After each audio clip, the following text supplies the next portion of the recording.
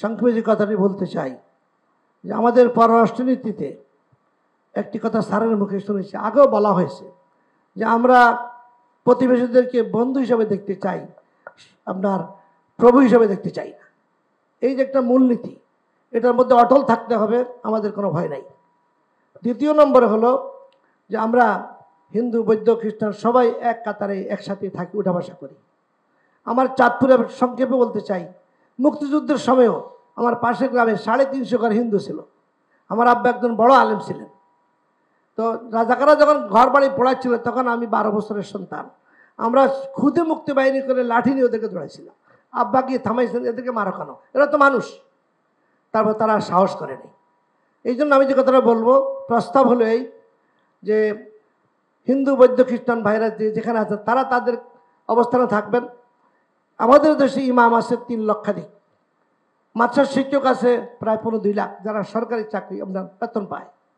আমাদের ওয়াইজের সংখ্যা 1 লাখ, আমাদের খানকার সংখ্যা প্রায় 15-2 লাখ, আমাদের হাফেজের সংখ্যা 16 লাখ।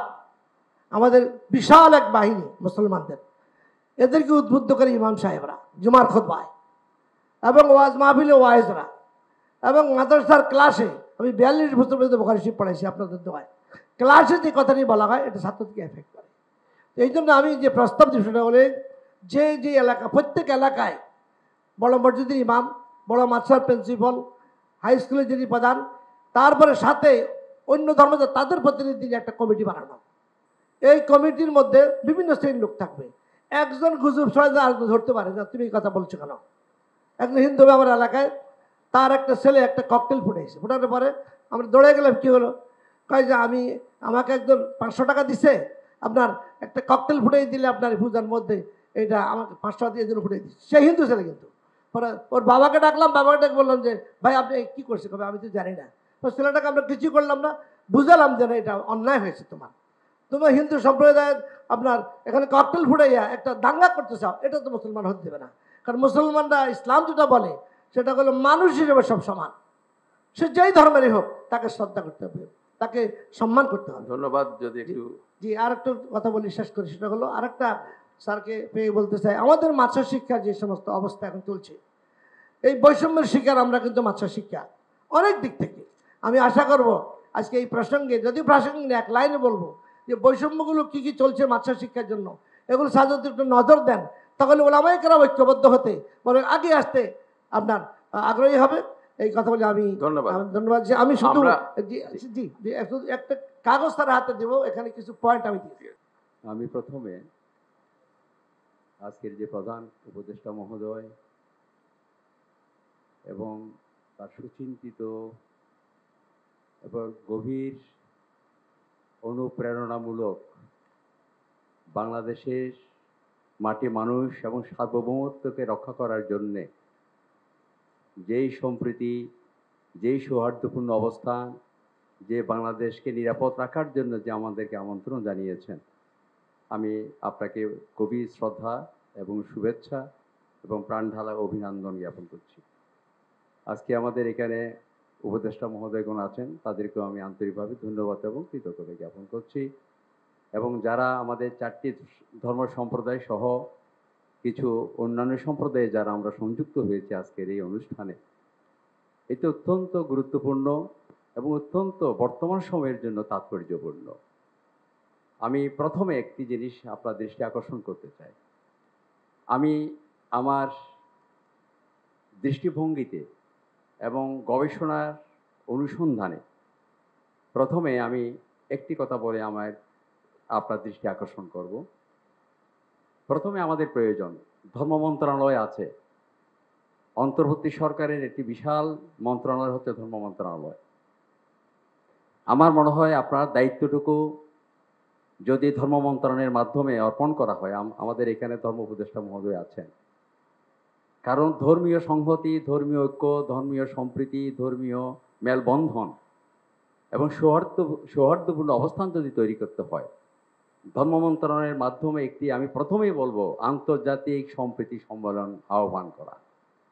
এই প্রয়োজনে আর দেরি না করে প্রথমে আমি মনে করি সাম্প্রদায়িক আমাদের যে সংহতি প্রকাশের জন্যে এবং সকলকে ঐক্যবদ্ধভাবে আমরা একটি মিশন তৈরি করার জন্যে সকলের মধ্যে বোধ বিবেক এবং ধর্মীয় সংহতি ঐক্যবন্ধন তৈরি করার জন্য প্রথম আমার মনে হয় আন্তর্জাতিক সম্প্রীতি সম্মেলন আহ্বান করা উচিত এই মুহূর্তে।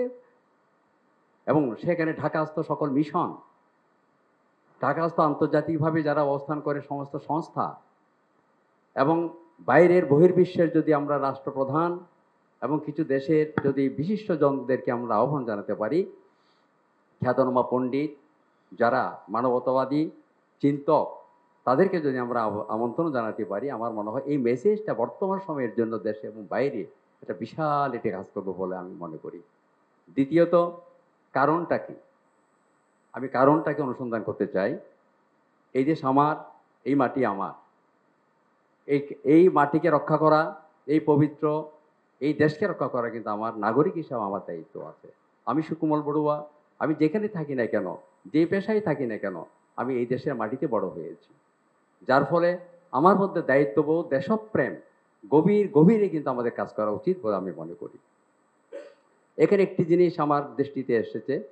প্রথম হচ্ছে জাতীয় সংকট তৈরি করা, দ্বিতীয় হচ্ছে অপপ্রয়াস, তৃতীয় হচ্ছে সাম্প্রদায়িক সংঘাত, চতুর্থ হচ্ছে ইন্ধন, পঞ্চম যেটা আপনি বলছেন তথ্য বিভ্রাট, তথ্য ভ্রান্তি। এবং আমাদের এইটার জন্য প্রয়োজন সেশন করা, প্রতিরোধ প্রতিকারের জন্য আমাদেরকে শান্তি মিশন তৈরি করা। এর মধ্যে আমার অনুসন্ধানে আমি পেয়েছি, আপনি গতকাল রাজনীতিদেরকে আপনি দেখেছেন, সে বিশাল কাজ করেছেন। আপনি দায়িত্ব নেওয়ার পর থেকে যে আপনার দৃষ্টিভঙ্গিতে, আপনার নেতৃত্বে, আপনার মনন এবং চিন্তনে সংক্ষেপে যে এইসব কাজগুলো করে যাচ্ছেন, আমি আন্তরিকভাবে ধন্যবাদ জানাই। এই সময়ের মধ্যে আপনার নানাবিধ যে আপনি দেশকে শান্তি রাখার জন্য এবং বিশ্বের মানচিত্রে যাতে আমাদের দেশ উচ্চতায় চলে যায়, সেই জন্য আপনি কিছু কাজ করে যাচ্ছেন। প্রথম, রাজনীতিতে আপনি রাজনীতিবিদদের ডেকেছেন, আজকে ধর্মীয় গুরুদেরকে আপনি আহ্বান করেছেন। হয়তো পেশাদারিত্ব যারা আছে, আমার মনে হয় দেশের বিভিন্ন স্থানে যারা আছে তাদেরকে আপনি ডাকবেন এবং যুবকদেরকে আপনি ডাকবেন, যুবকের যারা নেতৃত্বতে তাদেরকে আপনি ডাকবেন এবং বিশ্ববিদ্যালয়ের সহ বিভিন্ন কলেজে যারা আছেন, যারা নেতৃত্বদের শিক্ষার্থীদের আপনি ডাকবেন এবং পরবর্তীতে আপনি জাতীয় শান্তি মিশন তৈরি করবেন। সর্বশেষ হচ্ছে আমি যেটা মনে করি, আমাদের বৌদ্ধ বিহার 3000 মতো বৌদ্ধ বিহার আছে, আমাদের বৌদ্ধ ভিক্ষুরা এখানে এসেছেন, আমাদের আন্তর্জাতিক বৌদ্ধ বিহার এবং ধর্মরাজি বৌদ্ধ বিহার, সাহিত্যমণি বৌদ্ধ বিহার, ঢাকাতে অনেক বৌদ্ধ বিহার আছে, গ্রামেগঞ্জে অনেক বিহার আছে। সম্প্রতি আমরা বাংলাদেশের বিভিন্ন জনপদে কঠিন চিবদান হয়েছে, আপনি জানেন, আপনি চট্টগ্রামের, এবং আমাদের সেখানে শারদীয় পুজো অত্যন্ত ভাবগাম্ভীর্যে এবং আমার মনে হয় এবারের মতো কোনো শান্তি মাধ্যমে এই শারদীয় পূজা কিন্তু কোনো সংখ্যাহীনভাবে নির্বিঘ্নে আমরা সেটা উদযাপন করতে পেরেছি। সকলে কিন্তু অংশগ্রহণ করেছি, জাতি ধর্ম বর্ণ নির্বিশেষে বাংলাদেশের সমস্ত জায়গার মধ্যে সেটা খুবই আনন্দ উৎসবের মাধ্যমে হয়েছে। ধন্যবাদ। এর মধ্যে প্রবরণ উৎসব হয়েছে আমাদের বৌদ্ধদের ফানুস উড্ডয়ন, আপনি জানেন যেহেতু আপনি চট্টগ্রামের, শুভ কঠিন চিবদান হয়েছে। আমরা সেখানে গিয়েছি, বিভিন্ন জনপথে বৌদ্ধ বিহারে আমি গিয়েছিলাম, সেখানে শান্তির মিশন নিয়ে পাহাড়ি বাঙালিকে এক করার জন্য, সকলকে এক করার জন্য আমরা চেয়েছি। আমরা চাচ্ছি যে দেশ শান্তির দেশ, সম্প্রীতির দেশ, আবহমান কালের থেকে সেটা 1000 বছর সংস্কৃতিকে ধরে রাখতে চাই আমরা। এই জন্য আমি অনেক জায়গায় গিয়েছি, কক্সবাজার, রামু এবং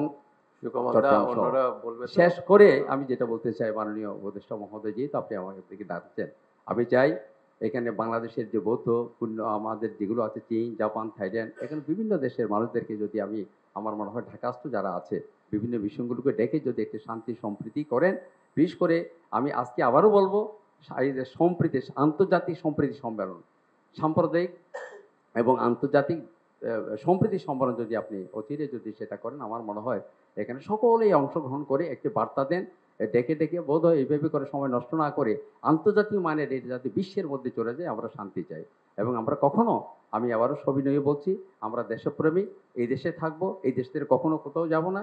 এই দেশের জন্য যা কিছু করণীয় কর্তব্য, আমি শিক্ষক হিসাবে, ঢাকা বিশ্ববিদ্যালয়ের শিক্ষক হিসাবে এবং আমাদের বাংলাদেশ বুদ্ধিস্ট ফেডারেশনের আমি চিফ অ্যাডভাইজার এই হিসাবে আন্তর্জাতিক বৌদ্ধ বিহারের পক্ষ থেকে, এবং আমি সম্প্রতি ট্রাস্টি গঠন হয়েছে, আমাদের ধর্ম উপদেষ্টা মহোদয় আছেন, আমাকে চেয়ারম্যান করা হয়েছে ফরেন অ্যাফেয়ার্সের, আমি তাকে ধন্যবাদ জানাচ্ছি। আমি এর পক্ষ থেকে আপনাকে আমি গভীর শ্রদ্ধা জানিয়ে আজকের মিশনটি সার্থক হবে, ধন্যবাদ। আপনার বিজয় হবে।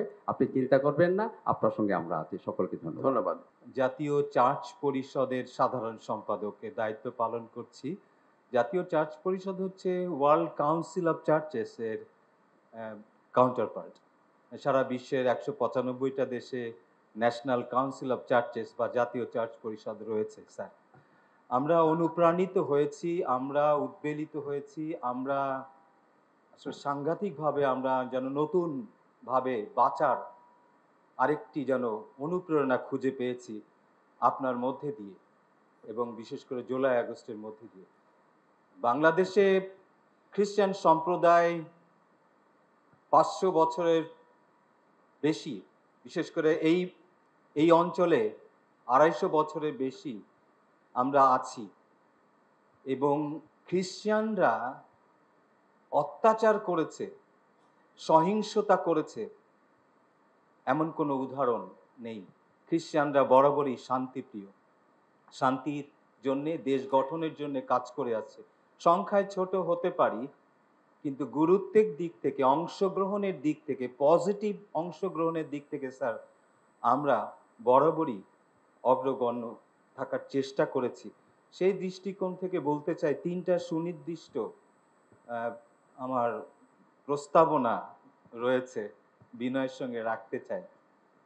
প্রথমত, যেটা আমরা দেখছি সব ধর্ম সম্প্রদায়গুলোর মধ্যে সমন্বয়ের অভাবের কারণে যারা পজিটিভ ফোর্স আছেন রিলিজিয়ান সেক্টরে, তাদের মধ্যে একটা সমন্বয়হীনতা কাজ করছে, এবং আসলে সবাই যেন যে যার মতন করে করার চেষ্টা করছে, অথচ সবাই ভালো পজিটিভ চিন্তা করছে স্যার। তা যদি আপনার মাধ্যমে একটা আন্তধর্মীয় সমন্বয় সেল ধরনের করা যায়, যারা এই ধরনের ক্রাইসিস, যারা এটা তৈরি করা হয়েছে মিডিয়া বিভিন্ন, আমরা জানি পার্শ্ববর্তী দেশ সহ। তো সুতরাং এই যারা করছে তাদেরকে যথোপযুক্ত জবাব দেওয়ার জন্যে এবং আরো পজিটিভ স্টেপ নেবার জন্যে এবং নিজেদের মধ্যে সম্প্রীতি সংহতিগুলো জোরদার করার জন্য স্যার আমার মনে হয় যে একটা জাতীয় পর্যায়ে একটা আন্তধর্মীয় সেল ধরনের করতে পারেন। যে নট নেসেসারিলি যে যারা গভর্নমেন্ট ইনস্টিটিউশন আছে, ইসলামিক ফাউন্ডেশন, রামকৃষ্ণ মিশন, এরকম আমি বলছি যারা ইনফ্লুয়েন্সিয়াল, যেমন আমাদের খ্রিস্টান ধর্মের মধ্যে বিশপ আছেন, আর্চ বিশপ বিজয় ডি ক্রুজ আছেন, এরকম যারা আছেন যারা খুব ইফেক্টিভ, এটা একটা করা যেতে পারে। দ্বিতীয়ত, যেটা আমাকে বলেছেন, আমি ওইটা আগেই চিন্তা করছিলাম যে একটা আন্তর্জাতিক পর্যায়ে একটা ইনিশিয়েটিভ নেওয়া দরকার, কিন্তু সেইটা রাষ্ট্রীয় পর্যায়ে যতটুকু না, কমিউনিটি পর্যায়ে হওয়া দরকার। অর্থাৎ অন্যান্য দেশের যারা ধর্মীয় নেতা আছেন, প্রভাবশালী ধর্মীয় নেতা, তাদের বাংলাদেশে এনে আসলে দেখানো, তাদের দিয়ে বলানো, তাদেরকে দিয়ে কিছু করানো, এটা এখন মনে হয় যে খুব তাড়াতাড়ি প্রয়োজন। এটা আপনি একটু চিন্তা করে দেখতে পারেন। তৃতীয়ত, আমি শেষ করে আসছি, তৃতীয়ত আসলে গির্জাঘরে আমাদের রোববার চার্চে যদি এই বিষয়ে সামান্য কিছু রাখা হয়, তাহলে আমাদের ফাদারদের কথা, আমাদের পালক পুরোহিতদের কথা সব থেকে বেশি মানুষ গ্রহণ করে। ঠিক একই রকম ভাবে মাওলানা মসজিদে যেটা বলেছেন স্যার, এবং বুদ্ধিস্টদের মধ্যে একই কথা। পুরোহিতদের মাধ্যমেও আমরা কিছু চিন্তা করতে পারি, এবং সেখানে আপনার দিক থেকে কিছু কথা রেকর্ড করে হোক, যেভাবেই হোক, যদি ছড়িয়ে দেওয়া যায় এই সাম্প্রদায়িক সম্প্রীতি তৈরির বিষয়গুলো, তাহলে মানুষ অনুপ্রাণিত হবে। সাধারণ মানুষ গ্রাসরুট লেভেলে আমাদের যাওয়া দরকার, সঙ্গে সঙ্গে উপর থেকে নিচের দিকেও টপ ডাউন করার দরকার এই বিষয়গুলোকে, যেগুলো আপনারা চিন্তা করছেন। ধন্যবাদ। আমি ফাদার অ্যালবার্ট রোজারিও, প্রধান পুরোহিত সেন্ট ম্যারিজ ক্যাথিড্রাল, আমাদের যে হেডকোয়ার্টার আর্চবিশপ হাউস, আর্চবিশপের সাথেও কাজ করি, এবং আমাদের যত লিগ্যাল হিউম্যান রাইটস জাস্টিস এ বিষয়ে কাজ করি বাংলাদেশে। যেহেতু আমার একটা লিগ্যাল ব্যাকগ্রাউন্ড আছে, আমি একজন লয়ার, বাংলাদেশ এবং ইংল্যান্ডে পড়াশোনা করেছি। তো অনেক ধন্যবাদ জানাই প্রধান উপদেষ্টা এবং উপদেষ্টাগণ যে আমাদেরকে এত সুন্দর একটা পরিবেশে ডেকেছেন। আমাদের যিনি আর্চ বিশপ বাংলাদেশের প্রধান, ওনারা আসার কথা ছিল, কিন্তু আজকে হিট বাংলাদেশ তাদের জুবলি 50 বৎসরের, ওখানে আর্চ বিশপ প্রধান অতিথি, উনি বললেন উনি আসতে পারবেন না বলে আমাকে পাঠিয়েছেন। মাহফুজ ভাইয়ের সাথে যোগাযোগ হয়েছে।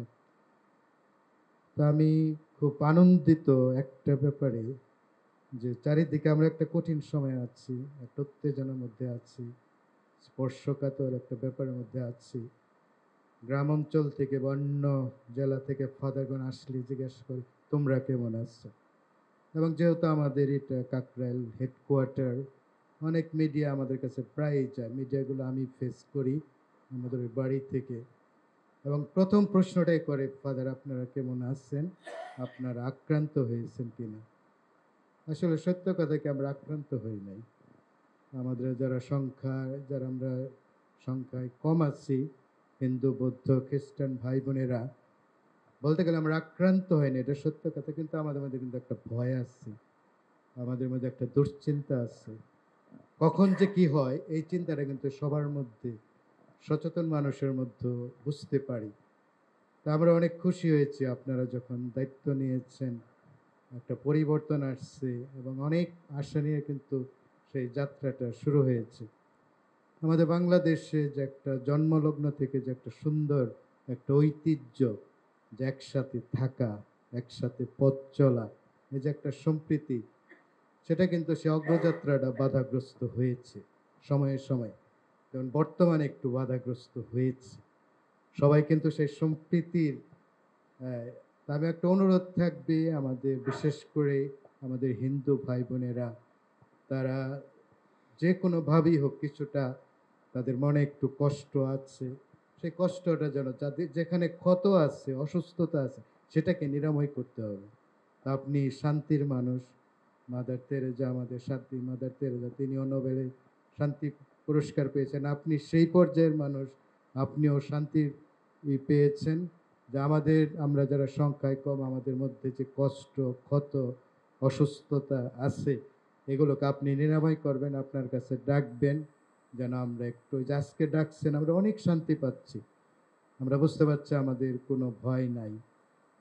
এবং আরেকটা জিনিস যেটা, যে সত্যি এটা, আমি কিন্তু অর্ধেক বাংলাদেশ অর্ধেক ইন্ডিয়া, কারণ আমার মা হলো ইন্ডিয়ান, আমি বাবা হলো বাংলাদেশে, তাহলে দুই জায়গারই আছে। এবং ভারতীয় মিডিয়া যেভাবে, হয়তো মেন স্ট্রিমের মিডিয়াগুলো না, কিন্তু ছোট মিডিয়াগুলো যেভাবে কথা বলে, এটা খুবই দুঃখজনক, আমাদের খুব কষ্ট দেয় এবং খুবই আপত্তিকর। এবং সেগুলোকে একটু সুন্দরভাবে আপনারা ডিল করবেন, যে এই যে তারা একটা ভুল মেসেজ, একটা চক্র আছে যারা উস্কিয়ে দিতে চাচ্ছে, তারা সুযোগটা নিতে চাচ্ছে, আমাদেরকে চেতিয়ে দিতে চাচ্ছে, যদি সংখ্যালঘুরা একটু খালি রিয়াক্ট করে যেন একটা অশান্তির সৃষ্টি হয়। তো সেরকম যেন একটা পরিবেশ না হয়। আমাদের এখন কথাবার্তা অনেক সংযতভাবে, অনেক নিয়ন্ত্রিতভাবে, যে কোনোভাবে যেন শান্তি, এই সম্প্রীতি, সেটা যেন বিনষ্ট হতে না পারে। এবং আপনাদের পদক্ষেপ আমরা সম্পূর্ণ আপনাদের সাথে একমত, খুব সুন্দর, খুব ভালো। এবং গতকাল আমাদের রাজনৈতিক দলের নেতৃবর্গ আসছেন, তাদের সাথে আমরাও বসি, তারা যে কথাটা বলে গেছে আমাদের একই কথা, যে কেউ বাধাগ্রস্ত করতে পারবে না। বাংলাদেশের 16 কোটি মানুষ, আমরা সব ধর্মের মানুষ, আমরা এক থাকব, ঐক্যটা আমাদের থাকবে, তাহলে আমাদের কেউ কোনো ক্ষতি করতে পারবে না। আর ভারতের ব্যাপারে বলবো যে ভারত আমাদের প্রতিবেশী রাষ্ট্র, স্বাধীনতা যুদ্ধে তাদের একটা বিরাট অবদান আছে, এটা আমি তখন ক্লাস 3-তে পড়ি, তারপরও বুঝতে পেরেছি। আমি মুক্তিযুদ্ধ করি নাই, কিন্তু মুক্তিযোদ্ধাদের রুটি বানিয়ে দিছি, ওইভাবে অংশগ্রহণ করছি। তাই ভারতের সাথে যেন আমাদের বন্ধুত্বপূর্ণ, প্রতিবেশীপূর্ণ সম্পর্কটা কোনোভাবে বিনষ্ট না হয়, সে ব্যাপারে একটু খেয়াল রাখবেন। কারণ ভারতের একটা গোষ্ঠী মনে হয় কিছুটা উস্কানিমূলক কথা বলছে, সেখানে যেন আমরা পা না দিই। তো আমি আর বাড়াতে চাই না, আপনাকে অনেক ধন্যবাদ। সামনে আমাদের বড়দিন, আমাদের কোনো দুশ্চিন্তা নাই, আমরা খুব সুন্দরভাবে বড়দিন করতে পারবো, আপনাদেরকে নিমন্ত্রণ জানাই। এবং আপনাকে অনুরোধ করে যদি আমাদের খ্রিস্টান সম্প্রদায়ের একটু আপনার সাথে দেখা করার সুযোগ দেন বড়দিন উপলক্ষে। সবাইকে ধন্যবাদ। জয় হরিচাঁদ, জয় গুরুচাঁদ। আজকের সম্মানিত প্রধান উপদেষ্টা শ্রীপাদ পদ্মে আপনার শত সহস্র কোটি প্রণাম জানাচ্ছি এবং উপস্থিত আছেন আরও অন্যান্য উপদেষ্টাগণ, উপস্থিত আছেন বিভিন্ন ধর্মের ধর্মপ্রধানগণ। সকলার শ্রীপাদ পদ্মে অন্তরের অন্তঃস্থল থেকে শত সহস্র কোটি প্রণাম জ্ঞাপন করছি। সত্যি একটু দয়া করে আপনার পরিচয়টা দিয়ে নেবেন। আমি অবিনাশ মিত্র, রমনা শ্রী শ্রী হরিচাঁদ মন্দিরের সহধর্ম বিষয়ক সম্পাদক। আমি একজন শিক্ষক। আসলে আমরা এই যে একত্রিত হয়েছি এবং আপনার ডাকে ভাই ফোন দিয়েছে, আসলে এই যে একটা সম্প্রীতি, যারা আসছি একত্র হয়ে ঢুকেছি, মানে মনের ভিতরে একটা আরাম লেগেছে যে না, আমি ঢুকতেছি কাদের সাথে, হুজুর, এই যে ত্রিপুরা, চাকমা, খ্রিস্টান, কোনো ভেদাভেদ নেই। কেউর মনে একটু, আমার মনে হয় এখানে যারা উপস্থিত হয়েছি কারো মনে একটু দ্বিধা সংকোচ নেই একে অপরকে বড় করা ছোট করার জন্য। কিন্তু কোনো না কোনো কিছু তো আছে যার জন্যই কিন্তু এটা হচ্ছে। তবে আপনাদের উপরে আমাদের একটু দৃষ্টি রাখছি, এই যারা করছে যে না, প্রথমে বলেছিল যে করবে তাকে ধরে দিতে হবে, সে অপরাধী। হ্যাঁ, এরকমের যদি কেউ করে, আমরা সত্যি তাদের নামটা যদি তাদের তথ্যটা দেই, তবে তারা যদি পদক্ষেপ নেয় আমাদের দেশে আর এরকমের ঘটবে না। এবং আমরা এই দেশের মানুষ, সম্প্রীতির দেশের মানুষ, আমাদের সোনার বাংলায় সকলার মধ্যে একটা ছোট্ট একটি মন আছে যেটা স্বর্ণের মতো দাম, হীরার মতো দাম। সেই সুন্দর জিনিসটাকে ছিনিয়ে নেবার জন্য আমাদেরকে উস্কে দিয়ে, আমাদেরকে মাছের আদারি তৈরি করে মাছ শিকার করবে ঘোলা পানিতে, এটা আমরা করতে দেব না। সকল উপদেষ্টাগণ, আপনারা যে সিদ্ধান্ত নেবেন, আমরা আপনাদের সাথে আছি, আমরা আপনাদের সাথে থাকবো। সম্প্রীতির বাংলাদেশ গড়ার লক্ষ্যে যা কিছু করা দরকার আমরা সেটা করব। আমরা এই দেশের মানুষ, এই দেশে থাকবো, সকলের সাথে মিলেমিশে থাকতে চাই। যদি আপনারা আমাদের সেই পরিবেশটা তৈরি করেন, তবেই আমরা আপনাদের কাছে চিরকৃতজ্ঞ থাকব। আর আমি বলছি, মতুয়া সম্প্রদায়ের 50 লক্ষ মতুয়া সম্প্রদায়ের একটা রমনায় মন্দির, আপনারা সবাই সেখানে যান এবং যাবেন, এবং সেই একটা হরিচাঁদ ঠাকুরের একটি মন্দির যেন সেই আকর্ষণীয় মন্দির হয়, 50 লক্ষ মতুয়ার যেন একটা মন্দির হয়, সেই মন্দিরটি যদি একটু করে দেন, তবে আমরা আপনার কাছে আরও চিরকৃতজ্ঞ থাকবো। যেন 50 লক্ষ মতুয়াগণ শুধু বলবে এই জন্মলগ্ন থেকে আজ পর্যন্ত একটি মন্দির হয়নি, আর সেই মন্দিরটি নতুন বাংলাদেশ, নতুন প্রজন্মরা দেশ ছিনিয়ে এনে একটি মন্দির করে দিয়েছে, সেটি হলো রমনার মন্দিরে হরিচাঁদ মন্দির। এই প্রত্যাশা রেখেই আমি আপনার বক্তব্য শেষ করছি।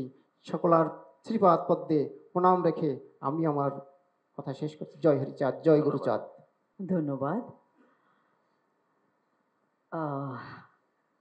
আমি প্রথমেই মহামান্য প্রধান উপদেষ্টা এবং অন্যান্য উপদেষ্টাগণ আর এখানে উপস্থিত রয়েছেন গণ্যমান্য বিভিন্ন সম্বোধন করার দরকার নাই, কারণ আমাদের সময়টা তো। সবার প্রতি আমার আন্তরিক প্রণাম, শ্রদ্ধা এবং শুভেচ্ছা। আমি sister Reba Veronica D'Costa, Saint Francis Xavier school and কলেজের লক্ষ্মীবাজার স্টুডেন্ট কাউন্সিলর। আমি শুধু আজকে এটাই বলতে চাই, এই যে আমরা একটা উদ্যোগ নিয়েছি সম্প্রীতি আমাদের দেশে, এবং এই সম্প্রীতিটা প্রধান 4টা ধর্মাবলম্বী লিডারদের নিয়ে, এবং আমি বেশ কয়েক বছর ধরেই বিভিন্ন এই ধরনের সমাবেশে যোগদান করি।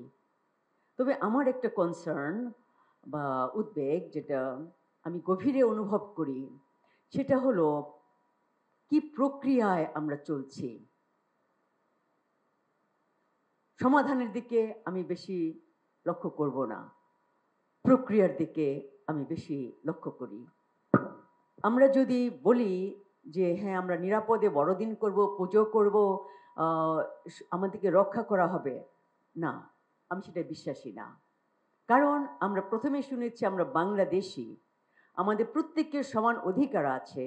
সেই দিনই হবে সোনার বাংলাদেশ, যেই দিন আমরা কোনো রক্ষী বাহিনী ছাড়া, কোনো গার্ড ছাড়া নিরাপদে আমাদের উৎসব আচার অনুষ্ঠান করতে পারবো। আমি সেই দিনের একটা সোনার বাংলা দেখতে চাই। তারপরে আমি বলতে চাই যে আমাদের যুব সমাজ যারা একটা নতুন বাংলার চিন্তা করছে তাদের রক্ত দিয়ে, এবং সেখানে রয়েছেন আমাদের প্রবীণদের প্রজ্ঞা নিয়ে, এই যে নতুন এবং প্রবীণের যে একটা সমন্বয়, এটা কিন্তু অনেক সুন্দর। তবে আমাদের লক্ষ্য রাখতে হয় যে আমাদের দেশে এটাকে কি বলবো, একটা মব স্পিরিট বা একটা হুজুকে কিছু হয়ে যায় যেটা আমাদেরকে ধ্বংসাত্মক দিকে নিয়ে যায়। সেই দিকটার জন্য আমরা কি করব? যুব সমাজকে তো আমাদের লক্ষ্য রাখতে হবে। তারাই পারে গড়তে, তারাই পারে ধ্বংস করতে। যেন আমাদের ধ্বংসাত্মকমূলক না হয়, গঠনমূলক হয়, সেটাই আমি চাই। কারণ কিছুদিন আগেও আমি লক্ষ্মীবাজারে 4 ধর্মের নেতাদের নিয়ে 15টা স্কুল কলেজের প্রফেসর, প্রিন্সিপাল, তাদেরকে নিয়ে একটা আন্তঃধর্মীয় সংলাপ করেছি, খুবই সুন্দর। আমি চিন্তা করছি এখন আমরা যুবক যুবতীদের নিয়ে, স্কুলের স্টুডেন্টদের নিয়ে করব, কিন্তু সেটা কতটুকু সাফল্য হবে? আপনারা এখন যারা লিডারশিপ দিচ্ছেন বাংলাদেশে, আপনাদের সহযোগিতার হাত একান্ত কাম্য। কারণ আমি মনে করি যুবক সমাজ যদি ডিরেল হয়ে যায়, রেল লাইন থেকে বিচ্যুত হয়ে যায়, আমরা কোনোদিনও একটা সোনার বাংলা করতে পারবো না। কারণ সে 71, আমি মাত্র ক্লাস 8-এ, আমার বাড়ি ছিল মুক্তিযোদ্ধাদের ক্যাম্প, আমার বাবা ছিলেন অর্গানাইজার, গভীর রাতে মা রান্না করে তাদের খাওয়াতেন, আমি সার্ভ করতাম। আমরা গভীরভাবে হিন্দু, মুসলিম, খ্রিস্টান, যেহেতু আমাদের ভাওয়ালে বুদ্ধিস্ট নেই, আমরা এক ছিলাম। প্রত্যেক দিন আমরা দেখেছি দুয়ারে আমাদের হিন্দু দাদারা, মুসলিম চাচা কাকা যেই ডাকি, সবাই একসাথে বসে আমরা চা খাই, গল্প করি, উৎসব করি, বড়দিন, ঈদ, সব কিছু, পুজো, সব কিছু একসাথে করি। আমরা তো সেরকম একটি দেশ চাই। আমি বিশ্বাস করি যে আপনি শ্রদ্ধেয় প্রধান উপদেষ্টা, আপনি অনেক জ্ঞানী মানুষ, শান্তির দূত, এবং আমি বিশ্বাস করব বাংলাদেশের প্রত্যেকটি ধর্মগুরু যেন বুঝতে পারে ধর্ম যার যার, উৎসব সবার, বা স্বাধীনতা রয়েছে ধর্মকে চর্চা করার, সম্মান করার। কারণ কেউ আমরা সৃষ্টিকর্তাকে চোখে দেখিনি, কিন্তু তাকে বিশ্বাস করি, তাকে দেখি পরস্পরের মধ্যে।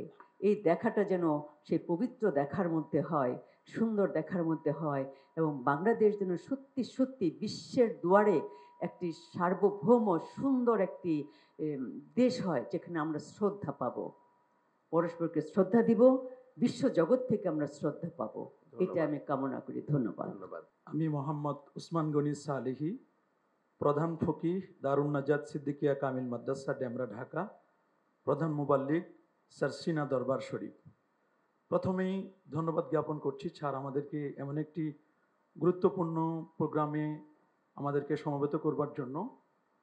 আমরা যেই সম্প্রীতি, সদ্ভাব, যে বিষয়টি নিয়ে আমরা কথা বলছি, জুলাই পরবর্তী গণ অভ্যুত্থানের এই সুন্দর বাংলাদেশ দেখবার পরে সত্যি আমি অ্যাবসুলেটলি একেবারে হৃদয় থেকে, হৃদয় গহীন থেকে এই কথাটি অবশ্য আমি বলতে বাধ্য যে সদ্ভাব ও সম্প্রীতির রোল মডেল ছিলেন প্যারা নবী রসুল করিম সাল্লাল্লাহু আলাইহি ওয়াসাল্লাম। তিনি যে আইডল, তিনি যে আদর্শ আমাদেরকে দেখিয়ে দিয়েছেন, আমরা যদি প্যারা নবী রসুল করিম সাল্লাল্লাহু আলাইহি ওয়াসাল্লামের সে আদর্শকে বাস্তবায়ন করতে পারি, আমি মনে করি এই নতুন বাংলাদেশে আমরা যদি আল্লাহর নবীর আদর্শ যদি আমরা বাস্তবায়ন করতে পারি, তাহলে আমাদের দেশে যে অন্যান্য ধর্মাবলম্বী যারা আছে এবং যাদেরকে আমরা সংখ্যালঘু বলি, আসলে ইসলাম সংখ্যালঘুদের পরে কখনো অত্যাচার করেছে, নির্যাতন করেছে, নিপীড়ন করেছে, এমন কোনো এক্সাম্পল ইসলামের ইতিহাসে আমরা খুঁজে পাই না। বরং রসুল্লাহ সাল্লাল্লাহু আলাইহি ওয়াসাল্লামের কাছে সংখ্যালঘু যারা এসেছিলেন তাদেরকে নবীজি তাদের সেফটি অ্যান্ড সিকিউরিটির নিরাপত্তা দিয়েছিলেন কিন্তু পেয়ারা নবী রসুল করিম সাল্লাল্লাহু আলাইহি ওয়াসাল্লাম। আমি একথাও বলবো যে আমাদের প্রিয় মাতৃভূমি বাংলাদেশে যারা সংখ্যালঘু আছেন, আমি মনে করি তারা মায়ের কোলে সন্তান যেভাবে সেফ আছেন, আমি মনে করি আমাদের প্রিয় মাতৃভূমি বাংলাদেশে তারা এরকম নিরাপদ আছেন। যদিও কেউ বা কোনো গুজব ছড়াচ্ছেন, আমরা গুজবে কান দিব না। আমি মনে করি স্যার, আপনি যে নতুন বাংলাদেশের স্বপ্ন আমাদেরকে দেখাচ্ছেন, আমরা আপনাদের সাথে রয়েছি। আলেম ওলামা আমরা যারাই আছি, সারা বাংলাদেশের আলেম ওলামা আমরা এই কথা বলতে পারি যে যখনই কোনো প্রয়োজন হবে আপনি আমাদেরকে আজকে ডেকেছেন, নেক্সটে যদি আমাদেরকে কখনো ডাকেন, এই জন্য আপনি যত ধরনের পদক্ষেপ নেবেন আমরা ইনশাআল্লাহ আলেম ওলামারা আমরা আপনার সাথে আমরা আছি। যখনই প্রয়োজন হবে আমরা ইনশাআল্লাহ আপনার ডাকে আমরা সাড়া দিব ইনশাআল্লাহ। আমরা বলবো যে ধর্ম যার যার, এই প্রিয় মাতৃভূমি বাংলাদেশ আমাদের সবার, এই স্লোগানটিকে যদি আমরা সামনে নিয়ে যদি আমরা আগাতে পারি, আমরা আশা করি আমরা সফল হব। তবে এ ব্যাপারে আমার কয়েকটি প্রস্তাব হচ্ছে, আমরা জাতীয় মসজিদ বাইতুল মুকাররমে কিভাবে সম্প্রীতি এবং সদ্ভাব, আন্তঃধর্মীয় যারা আমাদের ধর্মগুরু আছেন তাদের মধ্যে কিভাবে এটি সম্পৃক্ততা করা যায়, এই জন্য জাতীয় মসজিদ বাইতুল মুকাররমে সেখানে আলোচনা হতে পারে। এছাড়া সারা বাংলাদেশের খতিবদেরকে একটা ইনস্ট্রাকশন দেওয়া যেতে পারে যে তারা কিভাবে তাদের মসজিদগুলোতে আলোচনা করবে এবং মন্দির সহ অন্যান্য জায়গায়, এবং সারা বাংলাদেশের যতগুলো শহর রয়েছে, বিশেষ করে আমরা যদি বিভাগীয় শহরগুলোতে কোনো বড় বড় এরকম কোনো প্রোগ্রাম করা যায় কিনা, যারা ইনফ্লুয়েন্সিয়াল স্পিকার যারা রয়েছেন, বিশেষ করে এই স্পিকারদের মাধ্যমে কিভাবে সম্প্রীতি এবং সদ্ভাব রক্ষা করা যায় এই বিষয়গুলো। এছাড়াও আমরা আমাদের বাংলাদেশ টেলিভিশন সহ অন্যান্য চ্যানেলগুলোতে আপনার নেতৃত্বে বা এরকম কোনো আলেম ওলামা বা অন্য কোনো ধর্মগুরু যারা আছেন তাদের মাধ্যমে এমন কোনো বক্তব্য আমরা কোট করতে পারি কিনা যাতে করে মানুষ এগুলো শুনে কমপক্ষে তারা আশ্বস্ত হবেন যে না, আসলে আমরা নিরাপদে আছি, আমরা নিরাপদে থাকবো। আপনি আমাদেরকে যখনই যে কোনো প্রয়োজনে আলেম ওলামাদেরকে ডাকবেন, ইনশাআল্লাহ আমরা আপনার সাথে আছি। আল্লাহ কবুল করুন, মঞ্জুর। সবাইকে শুভেচ্ছা, আমার সালাম নেবেন, প্রণাম জানবেন, জয়গুরু। আমি এখানে আসলে কেন আমন্ত্রিত হয়েছি ঠিক জানি না। আমি আমাদের মাননীয় উপদেষ্টারা তারা আমাকে ডেকেছেন, ওদের সম্ভবত এই কারণে যে আমি দীর্ঘকাল লড়ছি বিশেষত আমাদের সকল নাগরিকের মানবিক এবং নাগরিক অধিকারের জন্য। সেদিক থেকে আমার চোখে রাষ্ট্রের দিক থেকে আসলে এই ধর্ম বা ধর্মীয় পরিচয় কিংবা অন্য কোনো পরিচয় অনেক গুরুত্বপূর্ণ পরিচয় হচ্ছে নাগরিক অধিকারটা নিশ্চিত করা, এবং জুলাই গণঅভ্যুত্থানটা হয়েছে নাগরিক অধিকার নিশ্চিত করার জন্য। তো সেই দিক থেকে আমরা দেখেছি যে জুলাই গণঅভ্যুত্থানের পরে বিভিন্ন ক্ষেত্রে নাগরিক অধিকার ক্ষুণ্ণ হয়েছে। এটা আমরা একটা বড় ঘটনা, একটা অভূতপূর্ব বিপ্লবীতে দিয়ে গেছি, এবং এটা একটা নানান কারণে আমাদের শিথিলতা আছে, আমাদের দুর্বলতা আছে, কিন্তু সেই সুযোগটা কিছু কিছু শক্তি আমাদের দেশের ভেতরে এবং দেশের বাইরে এটা গ্রহণ করতে চাইছে, এবং বর্তমান সরকারকে আনস্টেবল করবার তাদের একটা অত্যন্ত পরিষ্কার একটা আমরা দেখছি তাদের একটা পরিকল্পনা আছে। সেই থেকে আমার প্রথম যে কথাটা হবে, আমাদের সকলকে অনেক বেশি সতর্ক হতে হবে, এবং ইস্যুটা শুধুমাত্র যে এই আমাদের সম্প্রীতি, ধর্মীয় সম্প্রীতি ব্যাপারটা তা নয়, এটা নাগরিক এবং মানবিক অধিকারের প্রশ্ন, এটা বাংলাদেশকে নতুনভাবে গঠনতন্ত্র প্রণয়নের প্রশ্ন, এবং একই সঙ্গে এই বর্তমান অন্তর্বর্তীকালীন সরকার আমাদেরকে যে স্বপ্ন দেখাতে পারে তার সঙ্গে এটা যুক্ত।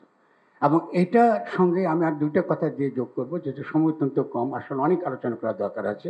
আমি এখানে কিন্তু সনাতন যে জোটটা হয়েছে, সম্মিলিত জোট, তাদের কাউকে এখানে আছেন কিনা আমি দেখছি না। কারণ বাংলাদেশের এখনকার সংকটে সবচেয়ে গুরুত্বপূর্ণ যারা আছেন তারা হলো সনাতন যে জোট, সম্মিলিত জোট তারা, এবং তাদেরই যে নেতা চিন্ময় কৃষ্ণদাস, তিনি ইতিমধ্যে সরকার তাকে গ্রেফতার করেছেন রাষ্ট্রদ্রোহিতার অভিযোগে। এখন রাষ্ট্রদ্রোহিতা একটা কিন্তু ব্রিটিশ আইন, এবং আমরা কিন্তু জুলাই গণঅভ্যুত্থানের পরে এই ধরনের আইন নাগরিকদের উপর প্রয়োগ হবে এটা কিন্তু আমরাও আশা করি না যারা জুলাই অভ্যুত্থানের সঙ্গে যুক্ত ছিলেন। ফলে এখানে আইনগত দেখতে হচ্ছে যে একজন ব্যক্তি এখানে আপনার তার বিরুদ্ধে অভিযোগ করেছে, যে অভিযোগে করা হোক না কেন, তিনি একজন একটা বিএনপি, তিনি একজন সদস্য, এবং সেই সদস্য করেছে, পরবর্তীকালে বিএনপি আবার তাকে বরখাস্ত করেছে, তার দল থেকে বহিষ্কার করেছে, কিন্তু তার এই মামলাটা তোলা হয় নাই।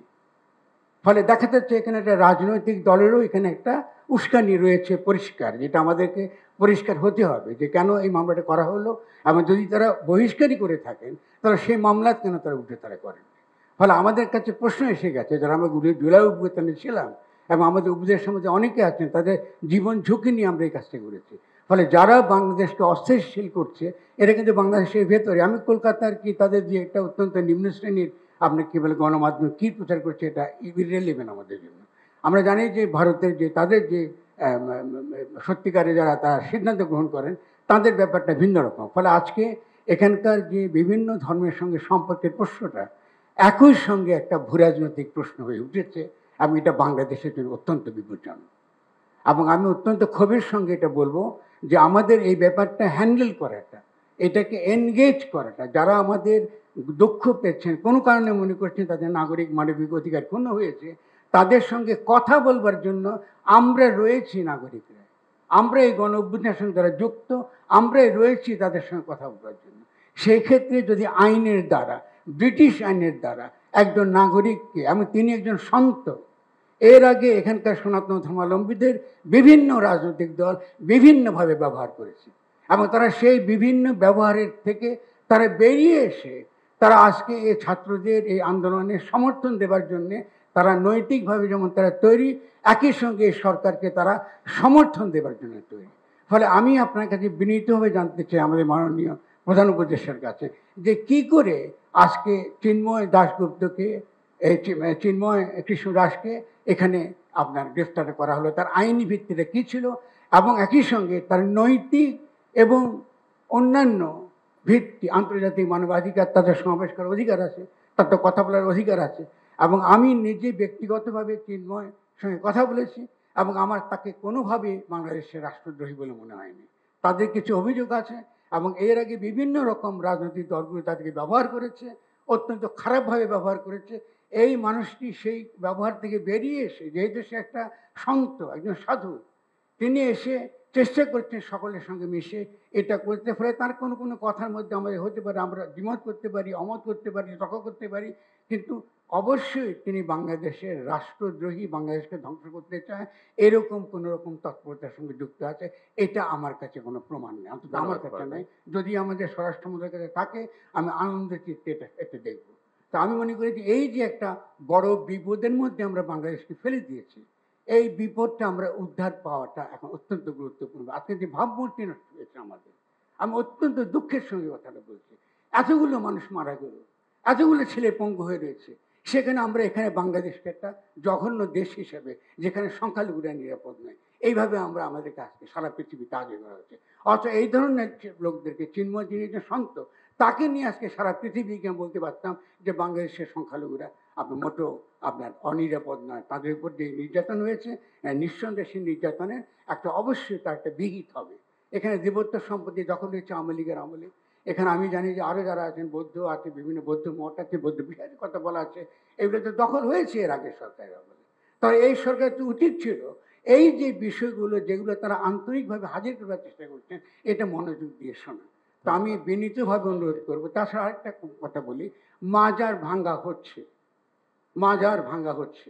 যারা মাজার ভাঙতে, আমি গত কদিন আগে মাজার ভাঙ্গা হয়েছে, একটার পর একটা মাজার ভাঙ্গা হয়েছে, যেটা একদম ইসরায়েলি নীতিতে। ইসরায়েলও কিন্তু যেটা করে দক্ষিণ আপনার ওয়েস্ট ব্যাংকে, যে এখানকার ইসলামের যে ইতিহাস, চারদিক ইতিহাসটি পীর মুর্শেদ ওলি আউলিয়ারা তারা যে ভূমিকা রেখেছেন, সে ঐতিহ্যকে মুছে ফেলা, ইতিহাসকে মুছে ফেলা, স্মৃতিকে মুছে ফেলা। শাহপরানের মাজারকে ধ্বংস করা হয়েছে, এরপর একটা পর একটা মাজার ধ্বংস করা হচ্ছে, কিন্তু এই সরকারের দিক থেকে আমরা কিন্তু কোনো প্রকার সত্যিকারের শক্ত কোনো অবস্থান দেখি না।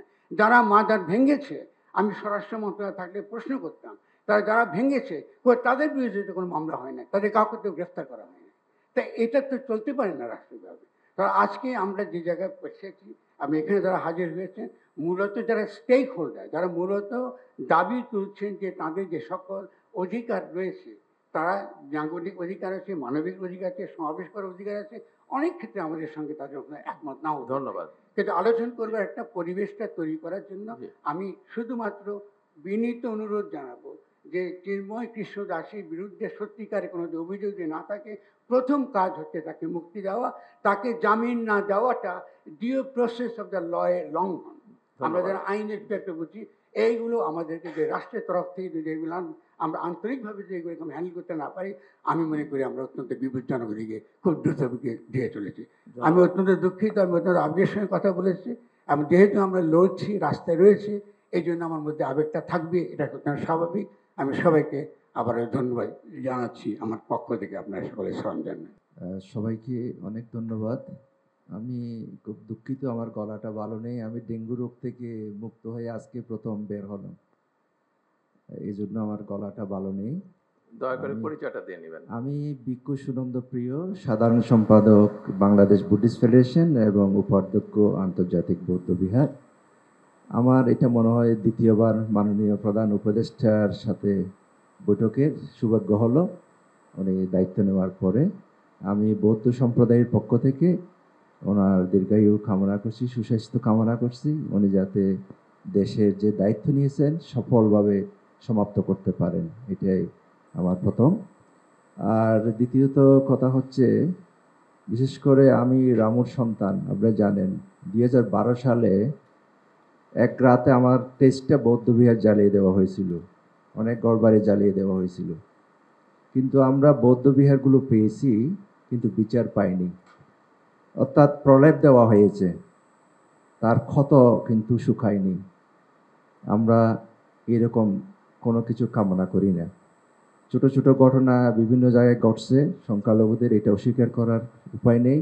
যেমন আমাদের পার্বত্য চট্টগ্রামে আমাদের মাননীয় প্রধান উপদেষ্টা দায়িত্ব নেওয়ার পরে খাগড়াছড়িতে এবং রাঙ্গামাটিতে দুবার ঘটনা ঘটেছে, অনেকের ঘরবাড়ি জ্বালিয়ে দেওয়া হয়েছে, দোকানপাট জ্বালিয়ে দেওয়া হয়েছে। এই যে ক্ষত তৈরি হয়েছে, এটা কিন্তু এখনো শুকায় নাই। তারা কঠিন চিব দান বর্জন করেছে পার্বত্য বৌদ্ধরা। আমরা এত বলার পরেও তারা করতে পারে না, সাহস করেনি। আপনারা জানেন রাঙ্গামাটি রাজবন বিহারে 3-4 লক্ষ মানুষের সমাবেশ হয় কঠিন চিবোদ্দানে। এবছর তারা উপাসক উপাসিকের কান্না করেছে মানে কঠিন চিবোদ্দান থেকে।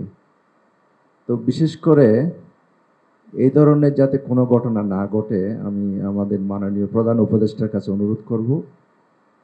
বিশেষ করে আমরা যারা প্লেন বৌদ্ধ প্লেনে আছে, আমরা খুব সুন্দর করে করেছি, আমাদের মধ্যে সমস্যা হয়নি। আমরা প্রশাসনের সহযোগিতা পেয়েছি, আর্মির সহযোগিতা পেয়েছি। আমাদের প্রফেসর ডক্টর সুকুমল বড়ুয়া ছিল, আমরা আর্মি চিফের সাথেও দেখা করেছি, সর্বোচ্চ সহযোগিতা পেয়েছি। তো আমরা আজকে যারা এখানে এসেছি সকল ধর্মের মানুষ, আমরা এদেশে মিলেমিশে থাকব।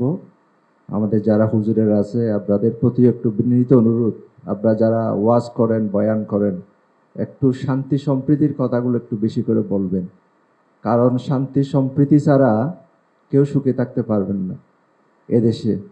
এদেশকে যদি আমরা সুন্দর বিশ্ব দরবারে তুলে ধরতে চাই, এটা শান্তি সম্প্রীতি সংহতি সকল সম্প্রদায়ের মধ্যে এটা প্রীতিবন্ধনটা এটা অটুট দৃঢ় রাখতে হবে।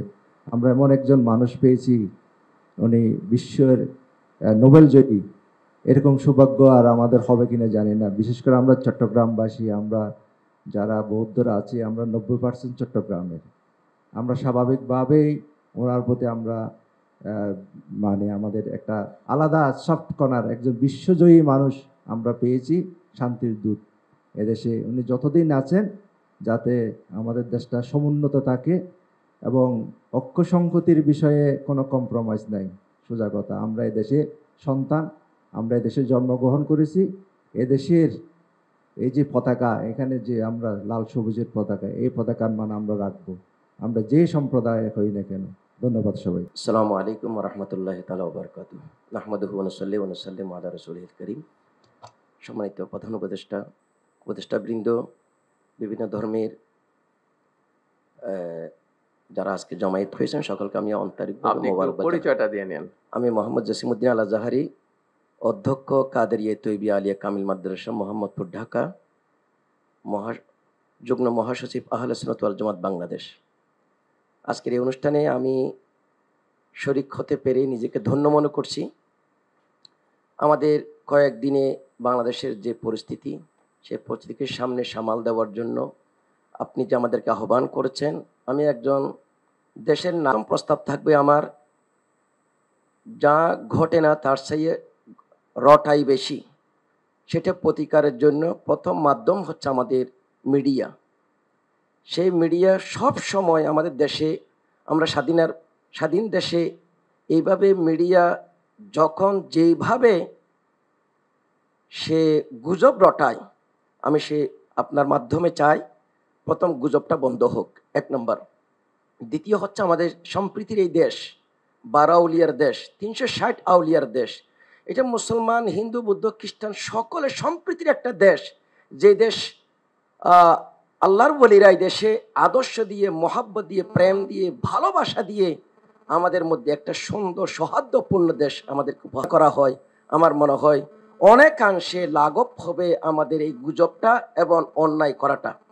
তৃতীয় প্রস্তাব আমার প্রস্তাব যে আমাদের বিশেষ করে আমরা যারা মাদ্রাসা লাইনে বা বিভিন্ন ধর্মের বড় পদে থাকি, আমাদেরও সাধারণ পাবলিকদেরকে ধর্মে কাউকে উৎসাহিত করে না।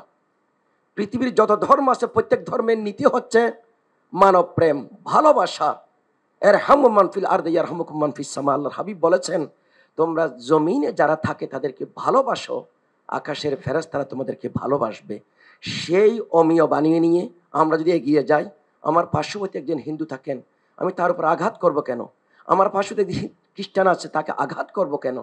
সেইভাবে যদি আমরা আলেম ওলামা আমাদের নসিহতে, মসজিদে, আমরা আমাদের মন্দিরে আমরা মানুষকে যদি বুঝাই, আশা রাখি আমাদের এইভাবে ছোট ঘটনাকে কেন্দ্র করে বড় থেকে একটা দেশে আমাদের বিরুদ্ধে প্রভাকাণ্ডা ছড়াবে, এটা হতে পারে না। আমি আশ্বস্ত করছি আপনাকে, আমরা যারা আহলে সুন্নাত ওয়াল জামাত, আমরা আপনার ডাকে যে কোনো সময় সাড়া দেব। দেশ রক্ষার্থে, দেশের শান্তি এবং সম্প্রীতি রক্ষার্থে যা যা করণীয় আপনাদের মাধ্যমে যদি আমাদেরকে অনুরোধ বলেন, আমরা আপনার পাশে থাকবো। ধন্যবাদ। এই প্রত্যাশা রেখে শেষ করছি। আমার নাম ফিলিপ গাইন। আর ফিলিপ, খুব সংক্ষেপে, এই জন্য যে আমাদের এই 30 মিনিটের মধ্যে শেষ করতে হবে সভা, কারণ এরপরে আরেকটা প্রোগ্রাম আছে। খুব সংক্ষেপেই বলবো, সেটা হচ্ছে আমি কোনো আপনার ধর্মীয় নেতা নই বা কোনো রাজনৈতিক নেতা নই। আমি একজন মাঠকর্মী, গবেষণা কাজ করি, পার্ট টাইম শিক্ষকতাও করি, বিশ্ববিদ্যালয়ে কমিউনিকেশনসের শিক্ষকতা করি। তো আমি 2:30টার সময় ফোন পেয়েছি, এখানে 3:30টার মধ্যে উপস্থিত হয়েছি একটা বিষয় বলার জন্য, যে আমি মূলত পরিবেশ নিয়ে কাজ করি, গবেষণা করি এবং মানবাধিকার নিয়েও কাজ করি। সেখানে বিশেষ করে আমরা একটা সেন্টার করেছি গত 30 বছর ধরে কাজ করতে করতে প্রান্তিক মানুষদের নিয়ে। তো যখন আমন্ত্রণ পেলাম তখন ভাবলাম যে হয়তো 2-1টা কথা বলতে পারবো। আমরা 30 নভেম্বর একটা বড় ধরনের অনুষ্ঠান করেছি, সারাদিন ব্যাপী কর্মশালা। সেখানে প্রফেসর রেহমান সোবহান উপস্থিত ছিলেন এবং উনি শুনলেন, ওনার সাথে বেশ কয়েকদিন ধরে আলাপ হচ্ছে। বলল যে ফিলিপ, তুমি এই যে যাদের নিয়ে কাজ করো, হরিজন, ঋষি, যারা শুকর চড়ায়, কায়পুত্র, বেদে, ক্ষুদ্র জাতিসত্তার মানুষ, এদের প্রতি যে বৈষম্য হচ্ছে, তুমি কি সেটা বলতে পারছো? তোমার কথা কি কেউ শুনছে? তাই বললাম আমরা চেষ্টা করছি। আমরা যে সহিংসতা দেখি, সংঘর্ষ দেখি, একটা হচ্ছে প্রত্যক্ষ, এবং প্রত্যক্ষ সহিংসতার পেছনে তো পরোক্ষ অনেক সহিংসতা কাজ করে। এই যে ছাত্র সমাজ যে আন্দোলন করেছে, তারা প্রথমে কোটা বিরোধী আন্দোলন করেছেন, কিন্তু পরে দেখা গেল আসলে বিষয়টা তো বৈষম্যের বিষয়। তারা বৈষম্যের অবসান চান এবং ওনারা জয়ী হয়েছেন। যদি জয়ী না হতেন তাহলে এত যে এই বৈষম্যের বিরুদ্ধে গিয়ে যে আন্দোলন হয়েছে, তাতে যে যত রকমের সহিংস ঘটনা ঘটেছে, তাদের অবস্থা কি হতো? আপনি একবার ভেবে দেখুন যে শ্রীমঙ্গল পৌরসভায় এখনও একজন পরিচ্ছন্নতা কর্মীর মাসিক বেতন 1000 টাকা। নভেম্বরের 30 তারিখ পর্যন্ত বেতন ছিল 550 টাকা। কয়েক বছর আগে পর্যন্ত পার্বতীপুর একজন হরিজনের বেতন ছিল 250 টাকা মাসে। চা বাগানে একজন শ্রমিকের বেতন 178 টাকা। এরা যে বৈষম্যের শিকার, এবং এরকম আরও অনেক রকমের পেশাগোষ্ঠী বাংলাদেশে আছে। তো আমরা এই সমস্ত বিষয় যখন উত্থাপন করলাম, উনি পরামর্শ দিলেন, ফিলিপ, তোমাকে আমরা দায়িত্ব দিলাম, তুমি প্রধান উপদেষ্টা প্রফেসর ইউনূসের সঙ্গে দেখা করবা এবং করে তাকে এই যে তোমার 50খানা বইপত্র গবেষণাপত্র আছে, এগুলো তাকে দিবা এবং বুঝিয়ে বলবা যে এই যে সহিংসতা বৈষম্য, এর জন্য যেন আমাদের দেশে একটা স্থায়ী কোনো কাঠামো থাকে।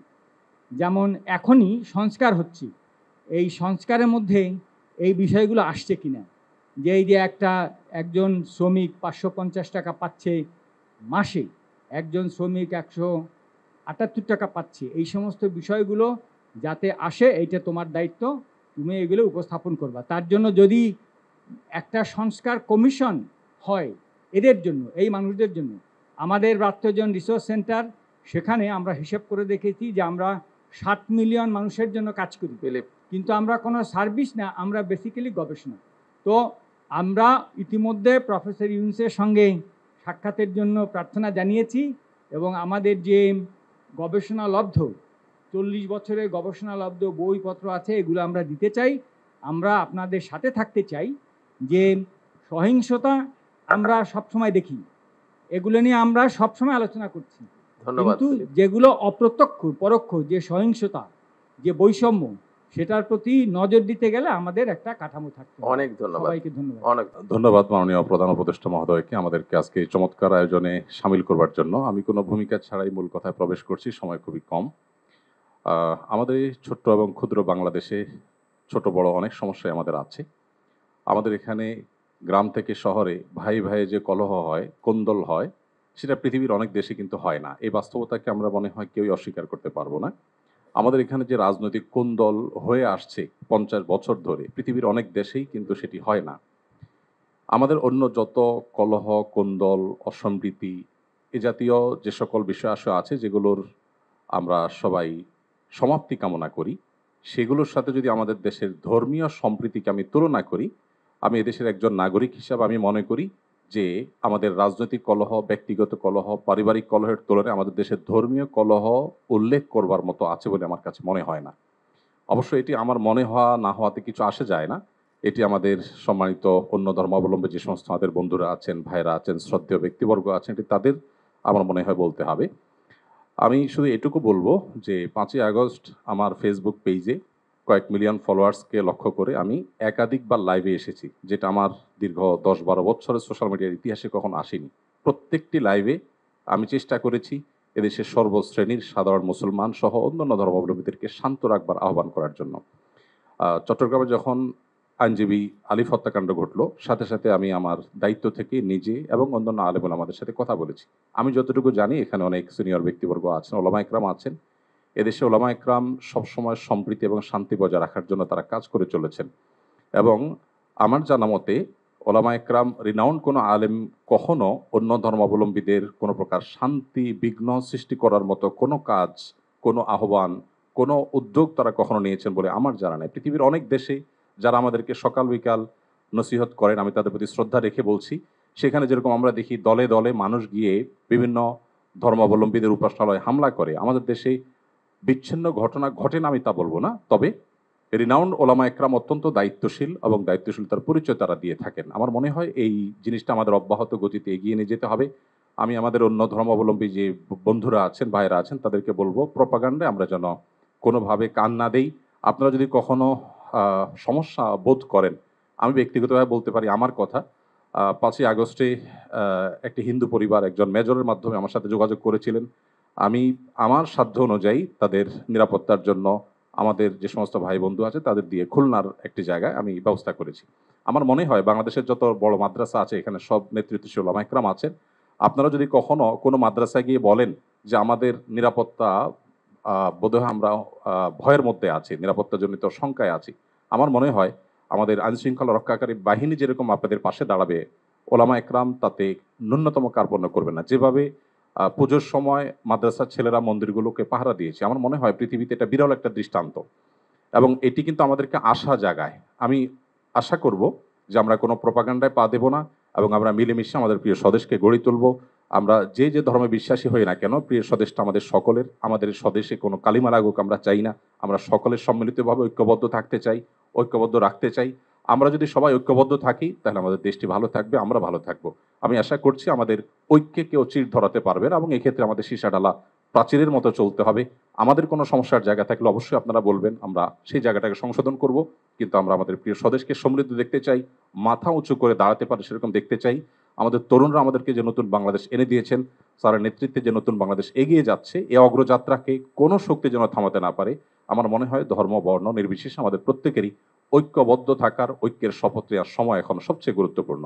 সে বিষয়টি আমি সবার নজরে এনে আমি আমার বক্তব্য শেষ করছি। ধন্যবাদ সবাই। সভায় উপস্থিত অন্তর্বর্তীকালীন সরকারের মাননীয় প্রধান উপদেষ্টা ডক্টর মোহাম্মদ ইউনূস সহ অন্যান্য উপদেষ্টাবৃন্দ ও সম্মানিত ওলামা, সম্বোধনের দরকার নেই, আপনি আপনার পরিচয়টা দিয়ে আমি আমার যথাযোগ্য শুভেচ্ছা ও প্রীতি নমস্কার জ্ঞাপন করছি। আমি রামকৃষ্ণ মঠ ও রামকৃষ্ণ মিশনের সহ সম্পাদক। আমাদের স্বামীজি একটু অসুস্থের জন্য কলকাতায় ওনাকে ট্রিটমেন্টে পাঠানো হয়েছে। ওনার পক্ষ থেকে আমি একটু পাঠ করেই আমি শোনাবো আপনাদের। আমরা একজন এক ধর্মাবলম্বী হলেও আমরা প্রত্যেকে এদেশের নাগরিক। সনাতন ধর্মের রামায়ণে আছে জননী জন্মভূমিশ্চ স্বর্গদপি গরীয়সী, অর্থাৎ জননী ও জন্মভূমি স্বর্গের চেয়েও শ্রেষ্ঠ। দেশ আমাদের কাছে দেশ মাতৃকা। নিজের মায়ের প্রতি যেমন আমাদের ভালোবাসা রয়েছে, তেমনি দেশ মাতৃকার প্রতিও আমাদের ভালোবাসা রয়েছে। আমরা মনে করি মাতৃভূমি বা নিজ দেশের প্রতি প্রত্যেক নাগরিকের সেই ভালোবাসা থাকা অবশ্যই উচিত।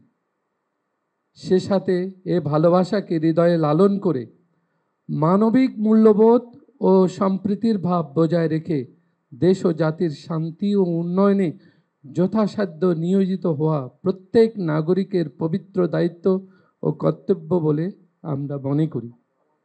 রামকৃষ্ণ মঠ ও রামকৃষ্ণ মিশন মানবিক মূল্যবোধ ও সম্প্রীতির আদর্শ শুধু লালনই করে না, কাজেও সে আদর্শ বাস্তবায়ন করার চেষ্টা করে। রামকৃষ্ণের প্রদর্শিত যত মত তত পথ, এ আদর্শকে হৃদয়ে ধারণ করে রামকৃষ্ণ মঠ ও রামকৃষ্ণ মিশন বাংলাদেশের ঢাকা কেন্দ্রসহ অন্যান্য শাখা কেন্দ্রে সনাতন ধর্মের অনুষ্ঠান ছাড়াও অন্য ধর্মের বিশেষ পর্বসমূহ যেমন ঈদে মিলাদুন্নবী, খ্রিস্টমাস, ঈদ ও বুদ্ধ পূর্ণিমা সকলের আন্তরিক সহযোগিতায় যথাসাধ্য মর্যাদায় পালন করে থাকে। সারা বিশ্বে মানুষ রামকৃষ্ণ মঠ ও রামকৃষ্ণ মিশনের এ উদার সম্প্রীতির ভাবাদর্শ ও এর প্রায়োগিক বিষয়টি বিশেষভাবে প্রত্যক্ষ অনুধাবন করে থাকেন। রামকৃষ্ণ মঠ ও রামকৃষ্ণ মিশনের সম্প্রীতির ও ভাবাদর্শ ও তদনুরূপ কাজ বিশ্বের চিন্তাশীল ব্যক্তিসহ সাধারণ মানুষের কাছে বিশেষভাবে সমাদৃত।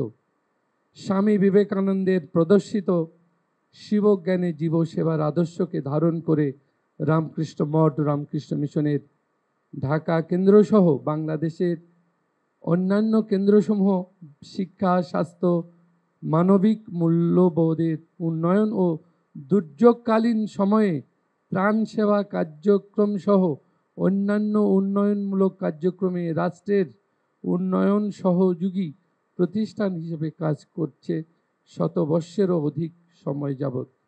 উল্লেখ্য, এ কার্যকর্মসমূহ পরিচালিত হয় জাতি ধর্ম নির্বিশেষে সকলের জন্য। সম্প্রতি অনুষ্ঠিত শ্রী শ্রী দুর্গাপূজায় দেশের অন্তর্বর্তীকালীন সরকার, সেনাবাহিনী সহ আইন শৃঙ্খলা রক্ষাকারী বাহিনীর সর্বাত্মক সহযোগিতা আমরা কৃতজ্ঞ চিত্তে স্মরণ করি। আমরা মনে করি মানুষের অন্তরের ভাবই তাকে তদনুরূপ কাজে প্রেরিত করে। আমরা যদি অন্তরে সম্প্রীতির ভাব লালন করি, আমাদের কাজেও তারই প্রতিফলন হবে। সম্প্রীতির ভাবকে সকলের মধ্যে ছড়িয়ে দেওয়ার জন্য স্বামী বিবেকানন্দ আমাদের এক যুগোপযোগী আদর্শ দিয়ে গেছেন 1893 সালের চিকাগো ধর্ম সম্মেলনে।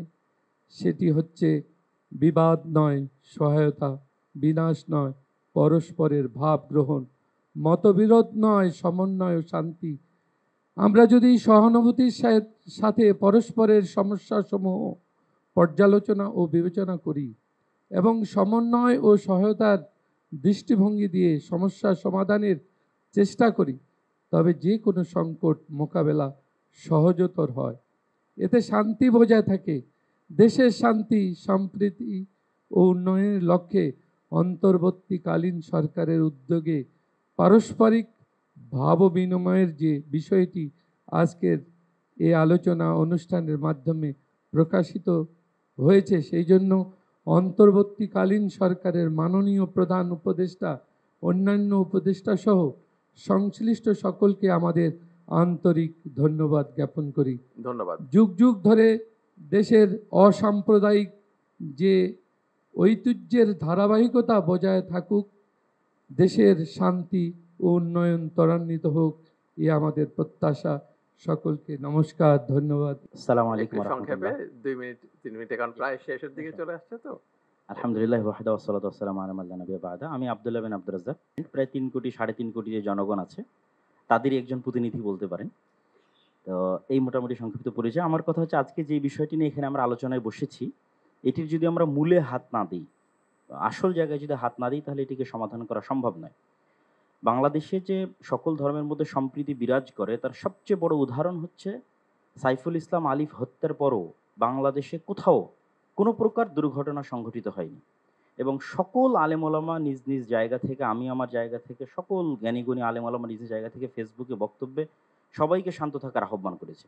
সুতরাং আমাদের দেশে সাম্প্রদায়িক সম্প্রীতি আছে, এ কথা শতভাগ সত্য। তারপরও আমাদেরকে বসতে হচ্ছে কেন? ওই জায়গায় আমাদের হাত দিতে হবে। আমরা আসলে ভূ রাজনৈতিক আন্তর্জাতিক রাজনীতির শিকারে পরিণত হয়েছি। এই জায়গায় যদি আমরা সমাধান করতে চাই, তাহলে আমাদেরকে লক্ষ্য রাখতে হবে বড়। লক্ষ্য বড় রাখলে স্যার আপনার জন্য এটি সমাধান করা সুবিধা হবে। সেই বড় লক্ষ্যটি হচ্ছে, প্রকৃত অর্থে আমাদের পার্শ্ববর্তী দেশে সংখ্যালঘুরা নির্যাতিত। পৃথিবীর ইতিহাসে কোথাও এখন পর্যন্ত কোনো ইবাদতখানা এভাবে ভাঙ্গা হয়নি যেভাবে আগামী 6 নভেম্বর শুক্রবারের দিন বাবরি মসজিদ আজ থেকে 50 বছর পূর্বে ভাঙ্গা হয়েছে। পুলিশ হেফাজতে যেভাবে মুসলিমদের হত্যা করা হয়েছে, মুসলিম এমপিকে, রানিং এমপিকে, এভাবে কোথাও হয়নি। এরকম আরও অসংখ্য ঘটনা আছে যেটা আমাদের পার্শ্ববর্তী দেশে প্রকৃত অর্থে সংখ্যালঘুরা নির্যাতিত। আমাদের দায়িত্ব মানুষ হিসেবে এবং তাদের পার্শ্ববর্তী দেশ হিসেবে, এবং 47-এ আমরা যে ওয়াদা দিয়ে এই দেশটাকে স্বাধীন করেছিলাম, সেই ওয়াদা রক্ষার্থে আমাদের দায়িত্ব হচ্ছে আমাদের পার্শ্ববর্তী দেশের সংখ্যালঘু নির্যাতনের প্রতিবাদে আমাদেরকে আওয়াজ উঠানো। আমাদের দেশে কোনো সংখ্যালঘু নির্যাতন নাই, কিন্তু আমাদেরকে আওয়াজ উঠাতে হবে আমাদের পার্শ্ববর্তী দেশে যে সংখ্যালঘু নির্যাতন হচ্ছে সেটি নিয়ে। এই জন্য আমি আহ্বান জানাবো আমাদের মাননীয় প্রধান উপদেষ্টার প্রতি যে তিনি যেন এই বিষয়টির প্রতি দৃষ্টি দেন, এবং সবাই আপনার সাথে আছে। গতকাল রাজনৈতিক দলগুলোকে দেখেছেন, আজকে ধর্মীয় নেতাদের দেখছেন, সকলেই আপনার সাথে আছে এবং আপনার হাতকে মজবুত করার জন্য দেশে যে জাতিগত ঐক্য তৈরি হয়েছে, এটিকে আপনি সাহস হিসেবে ধরে নিন। ধরে নিয়ে আপনি আমাদের দেশের স্বাধীনতা এবং সার্বভৌমত্ব রক্ষার জন্য আন্তর্জাতিক জগতে ফাইট করেন, এবং আমাদের যে বন্ধু রাষ্ট্রগুলো আছে, সার্ককে শক্তিশালী করে, আমাদের বন্ধু রাষ্ট্রকে শক্তিশালী করে, যারা পাল্টা আমাদের উপর মিথ্যা অপবাদ দিয়ে আমাদেরকে ছোট করতে চাচ্ছে, তাদের সামনে আমাদের দেশের এই সাহস এবং সম্প্রীতিকে আপনি তুলে ধরুন। ধন্যবাদ। এতটুকুই আমি আপনার কাছে দাবি জানাবো। Thank you. সর্বপ্রথম আল্লাহ রব্বুল আলমিনের শুকর আদায় করছি। আল্লাহ তালা আমাদেরকে এই গুরুত্বপূর্ণ একটা বিষয় নিয়ে ফিকির করতে বসার তৌফিক নসিব করেছেন। এরপর মাননীয় প্রধান উপদেষ্টা সহ বাকি সকলের শুকরিয়া আদায় করছি।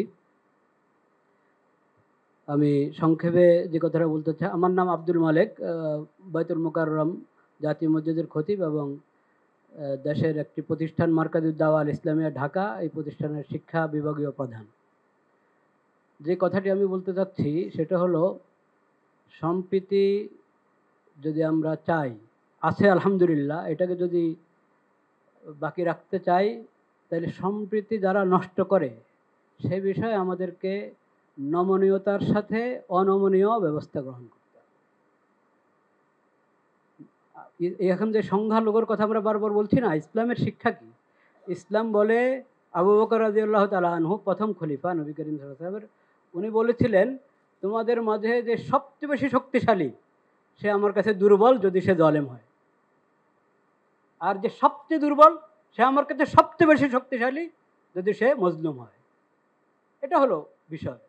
জালিম এবং মজলুম, মজলুম যেই হোক তার পক্ষে আমাকে থাকতে হবে, আর জালিম সে যত বড় হোক, যত সংখ্যাগরিষ্ঠ যা যা তার থাকুক, তাকে জুলুম থেকে বিরত রাখা এটা দায়িত্ব। তথ্য সন্ত্রাস এটাকে যদি নিয়ন্ত্রণ না করা হয় তো আমরা সম্প্রীতি ঠিক রাখবো কীভাবে? সম্প্রীতি আছে, তাও এখানে তথ্য সন্ত্রাস করে পেরেশানি করা হবে। এটার ব্যাপারে অনমনীয় হতে হবে তথ্য সন্ত্রাসের বিষয়। আর আরেকটা গুরুত্বপূর্ণ বিষয় বলতে চাচ্ছিলাম, আমাদের ধর্ম সম্প্রীতির কথা যেটা আছে, ধর্মকে গুলিয়ে ফেলা এটা কিন্তু ধর্ম সম্প্রীতি। ধর্মের অপব্যাখ্যা, একটা ধর্মে একটা জিনিস নাই সেটাকে ওই ধর্মের উপরে চাপিয়ে দেওয়া হলো, অন্যদেরকে খুশি করার জন্য নিজের ধর্মের মধ্যে বাড়ানো কমানো হলো, এটার নাম কখনো ধর্ম সম্প্রীতির বিষয় না। প্রত্যেক জিনিসকে স্ব জায়গায় রাখতে হবে এবং স্ব জায়গায় রাখলেই যথাযথ ফায়দা আমরা পাবো। আল্লাহ তাআলা আমাদেরকে তৌফিক দান করেন। ওয়া আখিরু দাওয়ানা আলহামদুলিল্লাহ। আউযু বিল্লাহি মিনাশ শাইতানির রাজিম। বিসমিল্লাহির রাহমানির রাহিম।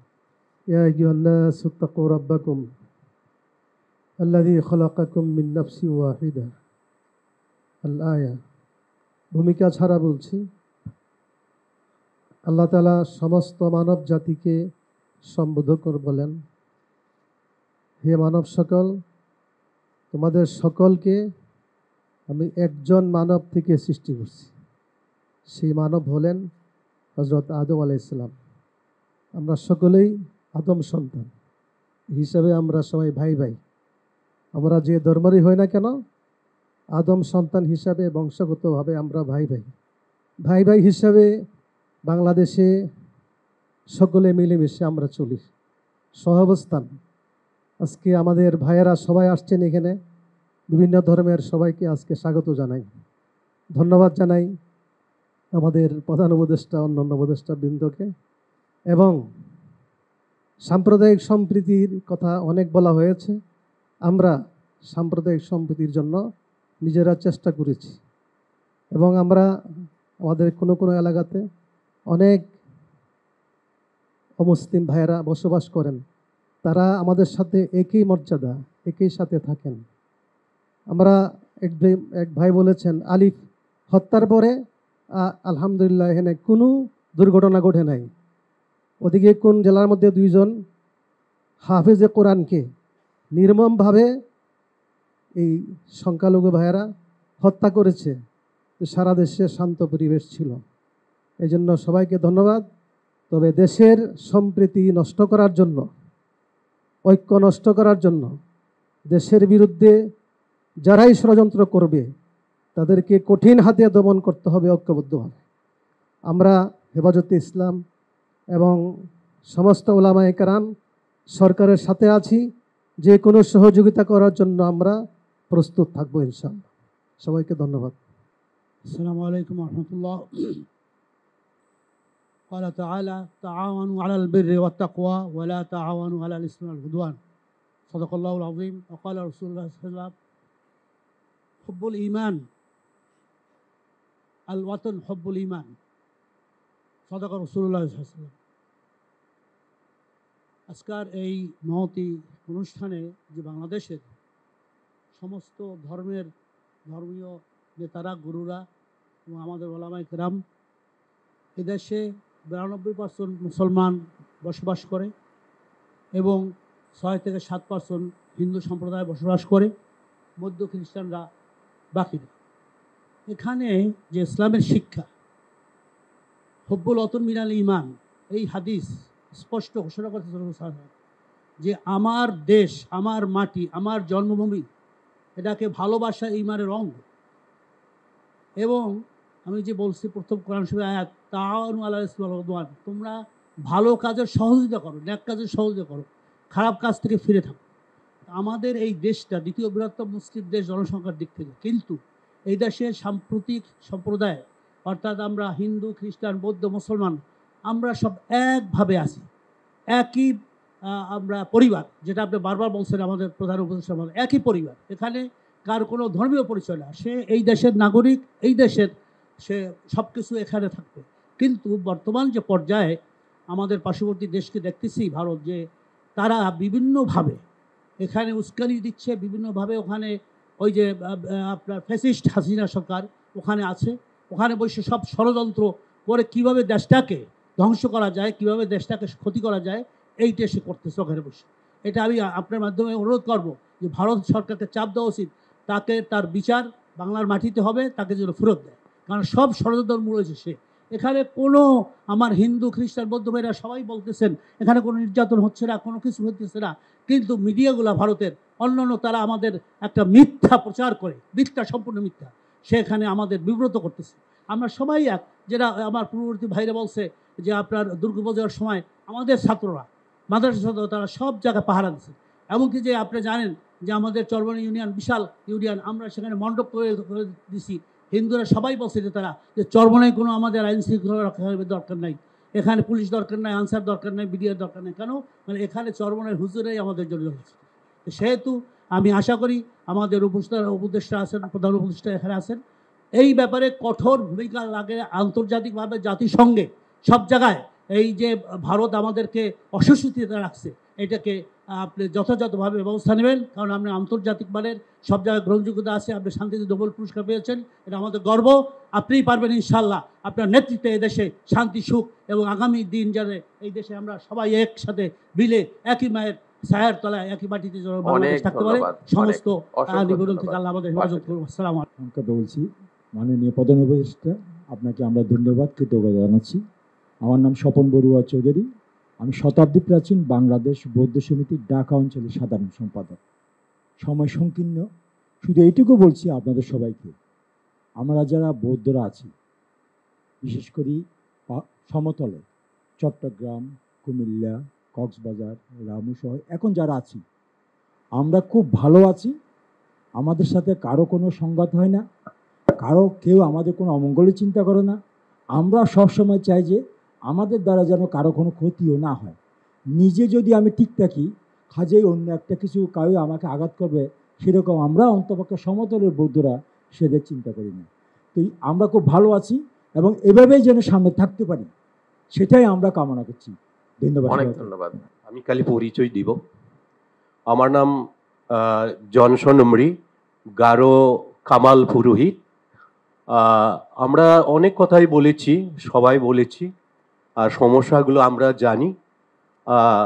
সবাই যে কথাগুলো বললো, কিন্তু একটা কথা কেউ বলে নাই, আমি এটা বলতে চাই। আমরা আজকে এখানে যারা উপস্থিত হয়েছি, আমরা নিজ নিজ ধর্মে, নিজ নিজ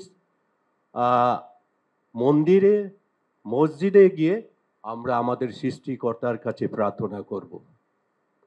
যারা এই কাজ করে তারা যেন মন ফিরায়, যেন তারা আমাদের মতো ভালো হতে পারে, এবং আমাদের এই অন্তর্বর্তী সরকারকে যেন সৃষ্টিকর্তা সাহায্য দান করেন, যেন সুন্দরভাবে তারা যেন রাষ্ট্র পরিচালনা করতে পারে।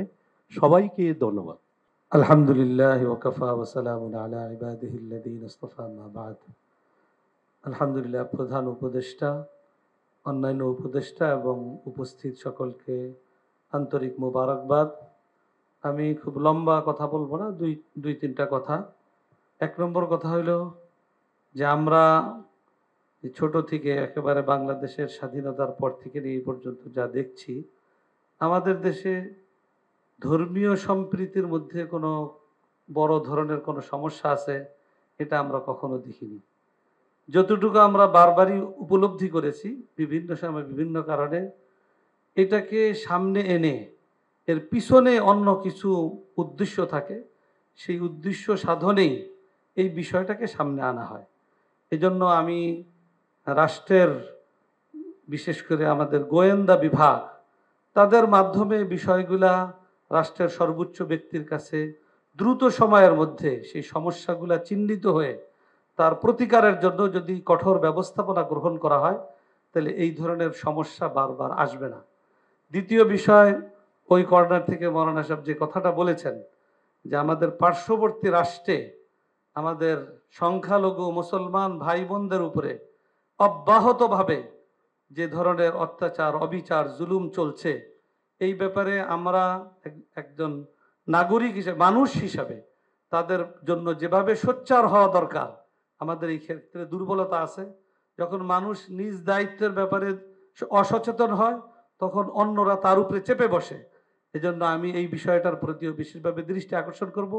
সেই সাথে বর্তমান সারা দুনিয়াতে মিডিয়া তথ্য এর মধ্য দিয়ে মানুষকে অনেক প্রভাবিত করে।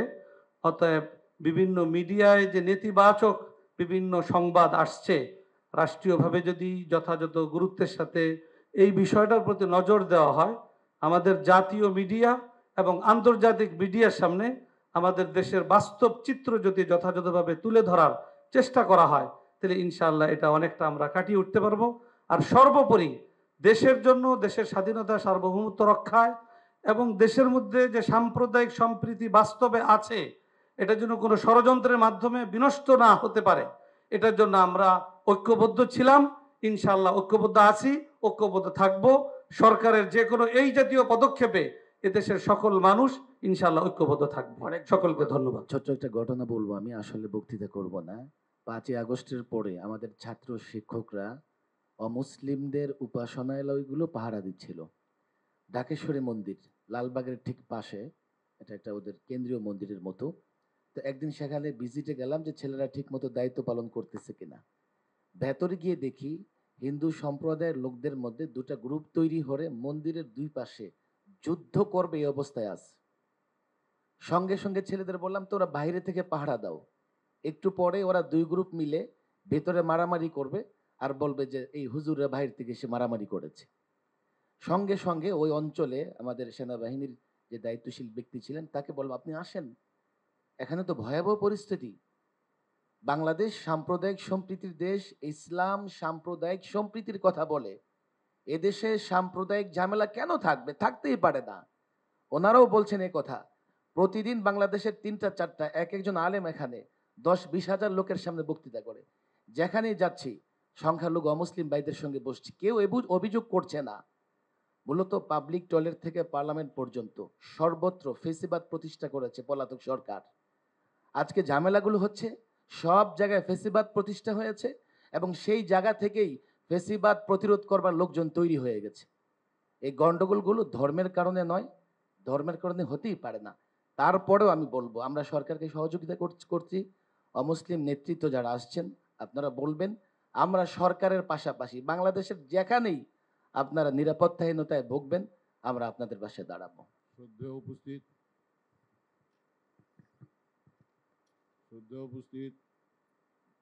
শ্রদ্ধেয় ব্যক্তিবর্গ, আমার পরিচয় হচ্ছে, আমি সিদ্ধেশ্বরী কালী মন্দিরের সেবায়েত এবং পুরোহিত। আমার একটা ছোট্ট পরিচয় দিই, এতে কেউ আমাকে ভুল বুঝবেন না। সেই ছোট্ট পরিচয়টা হচ্ছে, স্বাধীনতা যুদ্ধকালীন চলাকালের অবস্থায় আমাকে সিদ্ধেশ্বরী মন্দির থেকে একবার আর্মিরা চোখ ধরে নিয়ে গিয়েছিল এবং মন্দিরের দুই সাইডে 2টা ডিনামাইট পুঁতেছিল। তো ডিনামাইট দুটো আমি দেখতে পাইনি, চোখ বাঁধা অবস্থায় নিয়ে গেল। নবীনগর কানে শুনতেছি, কিন্তু নবীনগর কিন্তু তখন আমি চিনি না, তখন সেটা ক্যান্টনমেন্ট। 4.5 ঘন্টা পরে আমি ওই যে বলে যে রাখে আল্লাহ মারেকে আর রাখে কৃষ্ণ মারেকে, ঠিক একই রকম ঘটনাটা ঘটেছিল।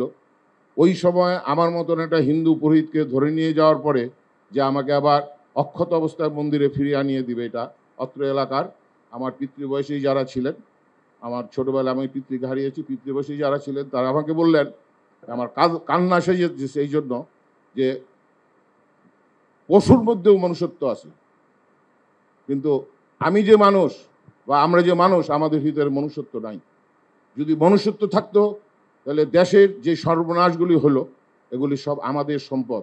আমাদের হিন্দু মুসলিম বৌদ্ধ খ্রিস্টান প্রত্যেকের একটা বিন্দুর থেকে সেই অর্থ উপার্জনকারী সম্পদগুলোকে করা হয়েছিল, কিন্তু এরা কারা নষ্ট করলো সেটা আপনারা সবাই জানেন, আমিও জানি, আপনারা সবাই জানেন।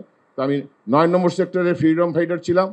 স্বাধীনতার পরে বহু দেখেছি, এখনও দেখতেছি, কিন্তু আমি একটা কথাই বলবো, প্রত্যেকের ভিতরে সংসারের মধ্যে নিজের পরিবারের মধ্যে ছোটদেরকে আগে শিক্ষা দেন যে ও হিন্দু ও মুসলিম নও, ও তোমার প্রতিবেশী ভাই। ও আমার ছোটোবেলায় আমার মাকে বলছিল, আমি ছোটোবেলায় বাবা মারা যাওয়ার পর আমাকে বলছিল যে এই যে মেয়েরা সিদ্ধেশ্বরী ডিগ্রি কলেজে আমি লেখাপড়া করেছি, তারপরে তেজগাঁও পলিটেকনিকে গেলাম, একজন অটোমোবাইল মেকানিক্যাল ইঞ্জিনিয়ার। কিন্তু আমি ছোটোবেলা শিক্ষকতার পরে আমি সৌদি আরব গিয়েছিলাম, অনেক কথা, এগুলো বলার দরকার নেই। তো তারপরে আমি এই সিদ্ধেশ্বরী মন্দির আমাদের পূর্বপুরুষ প্রতিষ্ঠাতা, এটা 553 বছরের বয়সের মন্দির। এখনও আমরা আসি, এটা পাক করে থাকি না পূর্ণ করে থাকি জানি না, এখনও সেবায়িত হিসেবে পূজারী হিসেবে আসি। তো মা বলতো যে নিজের মার পেটের বোনের মতো দেখবে, অন্য কোনো দৃষ্টিতে দেখবে না। এবং মেয়েদেরকেও বলতো যে নিজের মার পেটের ভাইয়ের মতো দেখবে, অন্য চিন্তা করবে না। ঠিক সেই রকম চিন্তায় যদি আমরা সবাই চলি, তাহলে কখনো কোথাও কোনো ধর্মবিদ্বেষ, তিক্ততা, হিংসা, মারামারি এগুলো কিচ্ছু থাকবে না। কিন্তু আমি সবাইকে হাত জোড়ে অনুরোধ করব যে আমরা যেহেতু এই দেশে আমাদের জন্ম, এ দেশে আমাদের মৃত্যু, এটা আমার দেশ, এটা আমার মাতৃগর্ভ, এখান থেকে আমরা কোথাও যাব না এবং সবাই মিলে এক আত্মা, এক মন, এক চিন্তায় বসবাস করব। এটি আমার কথা। আমার নাম শেখরলাল গোস্বামী। আবার বলছি, মাননীয় উপস্থিত অতিথিবৃন্দদেরকে নমস্কার এবং প্রধান উপদেষ্টাকেও নমস্কার দিয়ে আমার বক্তব্য অনেক অনেক ধন্যবাদ আপনাকে। এখন খুবই সংক্ষেপে, কারণ স্যারের চলে যাওয়ার সময় হচ্ছে, উনাকে দেন। ধন্যবাদ মাননীয় প্রধান উপদেষ্টা মণ্ডলী, আজকের আয়োজনে উপস্থিতি। আসলে কথা সব এসে গিয়েছে এবং অনেক লম্বা কথা হয়েছে, এজন্য আমি আর লম্বা কোনো বক্তব্য বা আলোচনা করতে যাচ্ছি না। এখানে আজকে যে আয়োজন, এটা একটা ইউনিক আয়োজন করে সন্দেহ নেই।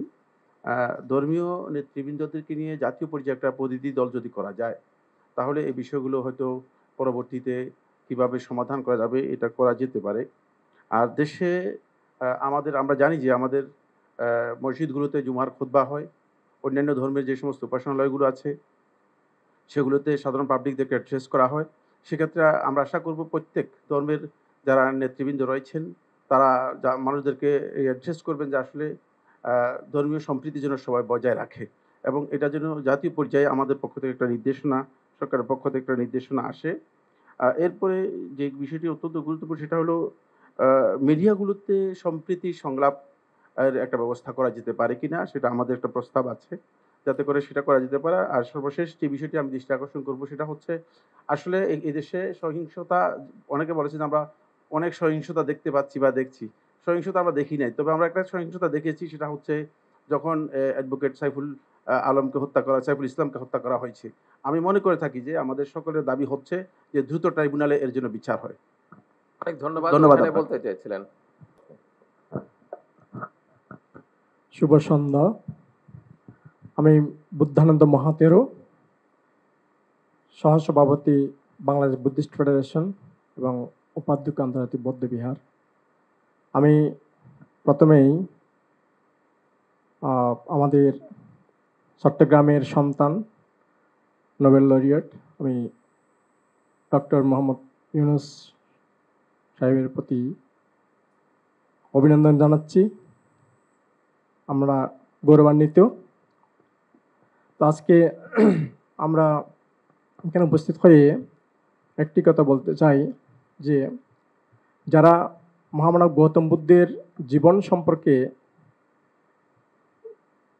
গবেষণা করেন তারা অবশ্যই জানেন, গৌতম বুদ্ধ ধর্মপ্রচার করতে গিয়ে তার ধর্মপ্রচারের সময় এক ফোঁটা রক্তপাত হয়নি। তিনি শান্তি, অহিংসা, সাম্য, মৈত্রীর মাধ্যমে তিনি ধর্মপ্রচার করেছিলেন। আমরা তারই অনুসারী। আমরা সবসময় বুদ্ধের অহিংসা, সাম্য নীতিতে বিশ্বাসী। এদেশে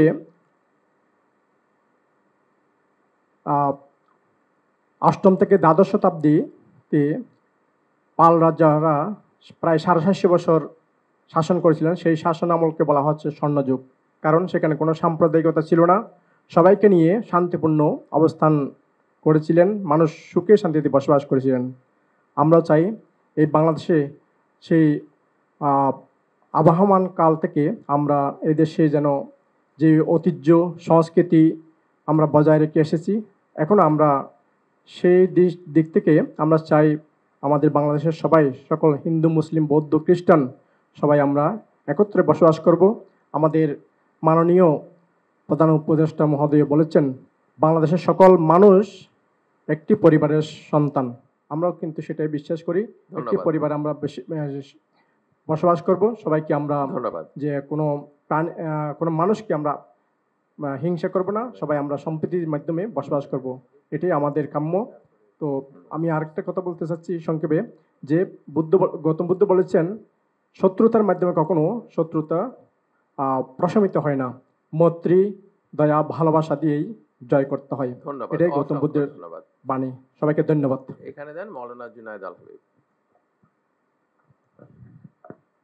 বিসমিল্লাহির রহমানির রহিম।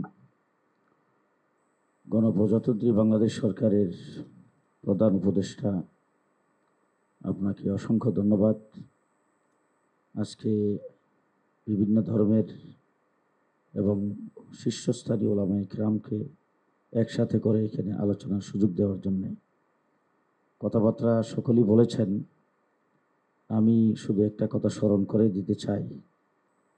এই পেশিবাদ সরকারের পতনের পরে সর্বপ্রথম বাংলাদেশকে অকার্যকর রাষ্ট্রে পরিণত করার জন্যে যে ট্রাম্প কার্ডটি ব্যবহার করেছিলেন সেটা হলো সংখ্যালঘুদের উপর নির্যাতন।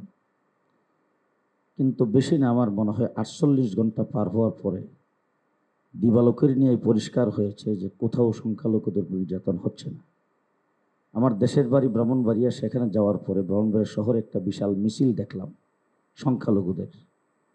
হযরত মাওলানা সাজদুর রহমান সাহেব সহ ওলামায়ে কেরামকে নিয়ে বসে আমি মোটর সাইকেল দিয়ে গোটা জেলার ভিতরে যতগুলি হিন্দুদের, অন্যান্য ধর্মাবলম্বীদের উপাসনালয়, তাদের স্থাপনা আছে, সবগুলোকে ভিজিট করিয়েছি। বিকালবেলা এসে সাংবাদিকদের সামনে তাদের লোকজনকে নিয়ে এসে সেখানে ব্রিফিং করা হয়েছে, কোথাও নির্যাতন হচ্ছে না। 2 নম্বর কথা যেটা বলতে চাই, বাংলাদেশে বর্তমান যে পরিস্থিতি আজকে, যেটা নিয়ে আপনাকে পেরেশানি ভোগ করতে হচ্ছে, বসতে হচ্ছে, কেন, কোথায় থেকে সেটা হয়েছে? একজন ব্যক্তি বাংলাদেশের পতাকাকে অবমাননা করেছেন, তার বিরুদ্ধে মামলা হয়েছে, তাকে গ্রেফতার করা হয়েছে। এরপরে দিবালুকে আদালত পাড়ায় একজন আইনজীবীকে জবাই করে হত্যা করেছেন। এরপর থেকেই বাংলাদেশের এই পরিস্থিতির সৃষ্টি হয়েছে। এইটাকে পুঁজি করে পরাজিত শক্তি ভারতে বসে বাংলাদেশের স্থিতিশীলতাকে অস্থিতিশীল করার চেষ্টা করছেন। বাংলাদেশের কিছু মিডিয়া যারা ওই পেশিবাদকে সবসময় সমর্থন করেছেন, সেই মিডিয়াগুলোতে এখনও তারা কাজে বহাল, তারাই বাংলাদেশের এই গোলাপানিতে মাছ শিকার করার চেষ্টা করছেন। সর্বশেষ আমি উপদেষ্টা মণ্ডলী এবং প্রধান উপদেষ্টাকে বলবো, বাংলাদেশে পেশিবাদ সরকার ক্ষমতায় ছিল, তারও একটা বিরোধী দল ছিল। যখনই যে সরকার ক্ষমতায় আসে তার একটা বিরোধী দল থাকে, কিন্তু আপনার কোনো বিরোধী দল নাই। অল বাংলাদেশের সমস্ত জনগণ, সকল শ্রেণীর জনগণ মিলে আন্দোলন সংগ্রামের পরে আপনাকে সেই বিপ্লব করে সেই দায়িত্ব দিয়েছেন আপনাদেরকে। আপনারা শক্ত হন, কঠোর হন। রাষ্ট্রদ্রোহিতার কার্যক্রম কেউ করবে, রাষ্ট্রের অবমাননা কেউ করবে, কঠোর হস্তে দমন করা হবে। সাম্প্রদায়িক সম্প্রীতি নষ্ট করবে, কঠোরভাবে দমন করা হবে। পেশিবাদের পক্ষে কেউ দালালি করতে চাবে, কঠোরভাবে দমন করতে হবে। সর্বশেষ বাংলাদেশ থেকে ভারতে যে মুসলমানদের উপর নির্যাতন হচ্ছে, ভারতে মুসলমানদের মসজিদের মধ্যে আক্রমণ করা হচ্ছে, এই ব্যাপারে আমরা সকলে মিলে প্রতিবাদ করব। অন্তর্বর্তীকালীন সরকার অনেক ধন্যবাদ। ওনার কাছে মাইক্রোফোনটা দেন, ওনার কাছে দেন মাইক্রোফোনটা।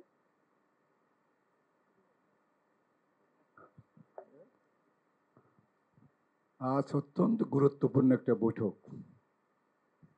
আমাদের বাংলাদেশের সম্মানিত প্রধান উপদেষ্টা, যাকে নিয়ে আমরা গর্ব করি, যিনি শান্তি পুরস্কার প্রাপ্ত, চট্টগ্রামের কৃতি সন্তান, বাংলাদেশের এই মাটির এই মানুষ, সোনার আহ্বানে আজকে আমরা এখানে যারা এসেছি সবাই অভিজ্ঞ, বিভিন্ন প্রতিষ্ঠান, শিক্ষা প্রতিষ্ঠান, ধর্মীয় প্রতিষ্ঠান, সামাজিক কর্মকাণ্ডের মধ্যে নিজেকে নিয়োজিত রেখেছেন। এবং এখানে যারা এসেছেন প্রত্যেকটা মানুষ অত্যন্ত গুরুত্বপূর্ণ। আমি প্রধান উপদেষ্টাকে আন্তরিকভাবে মৈত্রীচিত্তে আশীর্বাদ জানাচ্ছি, উনি দীর্ঘজীবী হোক। ওনার সুন্দর চিন্তাধারা, ভবিষ্যৎ পরিকল্পনা যেন সবাইকে নিয়ে বাস্তবে রূপায়িত করতে পারে, সেই শক্তি, সাহস, বুদ্ধি, মেধা ওনার মধ্যে জাগ্রত থাকুক। এখানে যারা এসেছেন প্রত্যেকের কথা এত ভালো লেগেছে, বলার অপেক্ষা রাখে না।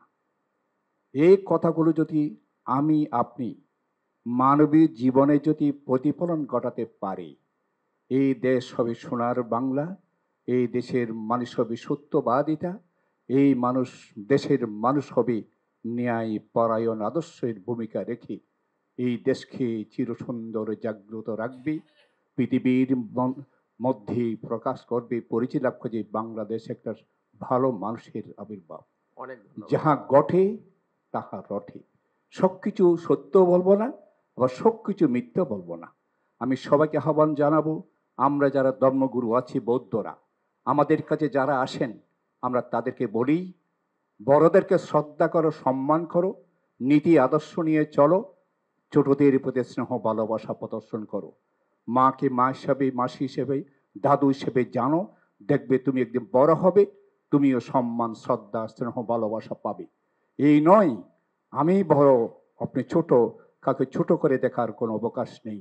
সেই ছোট ছেলে একদিন বড় হবে, রাষ্ট্রনায়ক হবে, সমাজপতি হবে, একজন বিদ্বান হয়ে বাংলাদেশের গৌরব বর্ধিত হবে। সুতরাং সবাইকে আহ্বান জানাবো, যারা ধর্মগুরু আছেন, আমরা যারা আছি, আপনাদের কথা যেভাবে শুনবে আমাদের কথা শুনবে। সবসময় এইভাবে বলবেন, তুমিও মানুষ, আমিও মানুষ, তোমার রক্ত লাল, আমার রক্ত লাল, আমার মধ্যে ব্যতিক্রম নাই, কিন্তু আচরণগত যেন খারাপ কিছু পরিলক্ষিত না হয়। আপনাদের দ্বারা ধর্মগুরুদের অনেক কিছু হবে, এই কথাটা সত্য। এটা যদি মাথায় রাখি তাহলে উনি যে আজকে আমাদেরকে প্রধান প্রদর্শক, যেই উপদেষ্টা যেভাবে আহ্বান জানিয়েছেন, সেই ওনার মানে চিন্তা চেতনা আগমন অর্থাৎ আলোচনা সার্থক হবে। আমার নাম হচ্ছে ধর্মমিত্র মাহাতেরো, বিহারাধ্যক্ষ, সচিব, chief about international Buddhist monastery, Merul Badda, Dhaka. অসংখ্য ধন্যবাদ, অসংখ্য ধন্যবাদ। এখন আন্দরকিল্লা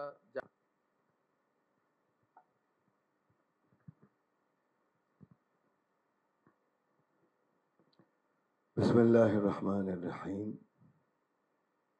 আলহামদুলিল্লাহি রাব্বিল আলামিন ওয়াল আকিবাতু লিল মুত্তাকিন ওয়াস সালাতু ওয়াস সালামু আলা রাসূলিহিল আমিন ওয়া আলা আলিহি ওয়া আসহাবিহি আজমাইন। আম্মা বা'দ। আমরা আজ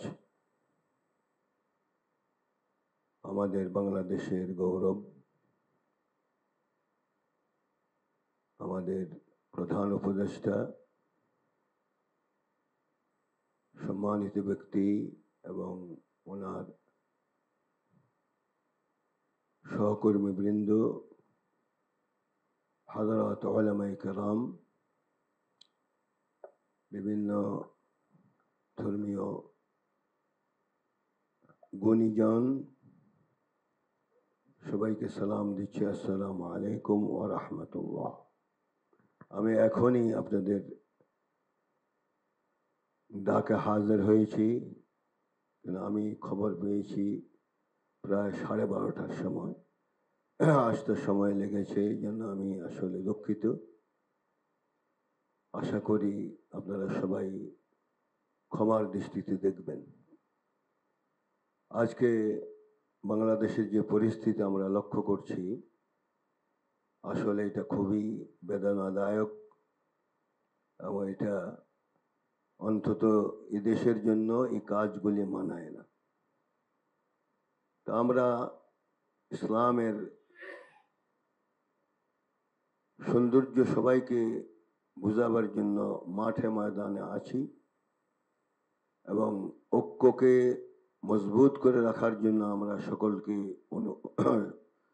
সে প্রেরণা দেই এবং তাদেরকে উৎসাহ দেই।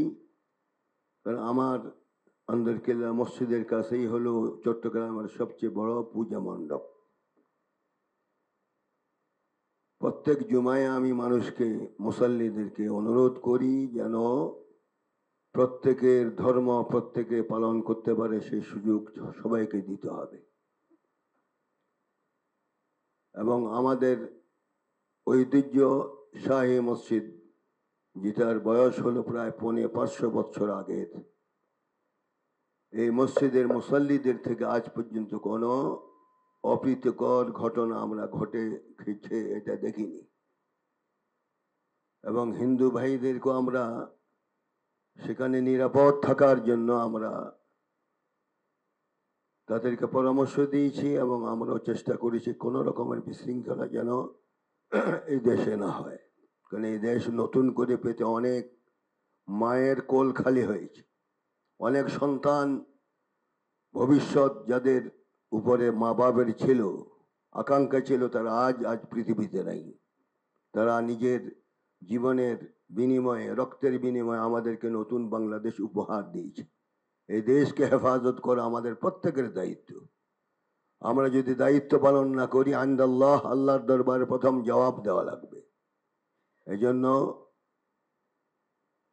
প্রধান উপদেষ্টা মহোদয়কে আমি বলবো, আশ্বাস দিব ইনশাআল্লাহ বাংলাদেশের উন্নয়নের জন্য, হেফাজতের জন্য, সবকে একত্রিত করার জন্য সরকার যে পদক্ষেপ নেয়, চট্টগ্রামবাসী আপনার সাথে আছে। যে কোনো মূল্যে আমরা আপনার সাথে থাকবো ন্যায় প্রতিষ্ঠার জন্য। অন্যায় কাজে আমরা কোনোদিন কাউকে সহযোগিতা করি নাই, করবও না। এটি হলো ইসলামের আইন, তাআওয়ানু আলাল বিররি ওয়াত তাকওয়া ওয়া লা তাআওয়ানু আলাল ইসমি ওয়াল উদওয়ান। ভালো কাজে সহযোগিতা করে, এটা আল্লাহর আদেশ। অসৎ কাজ থেকে বিরত থাকো, এটাও আল্লাহর আদেশ। এই জন্য আমরা আমাদের মন থেকে আজ বলছি, প্রধান উপদেষ্টা আমাদের চট্টগ্রামের গৌরব। আমি আপনাদের চট্টগ্রামের বড় মসজিদের খেদমতে আছি। আশা করি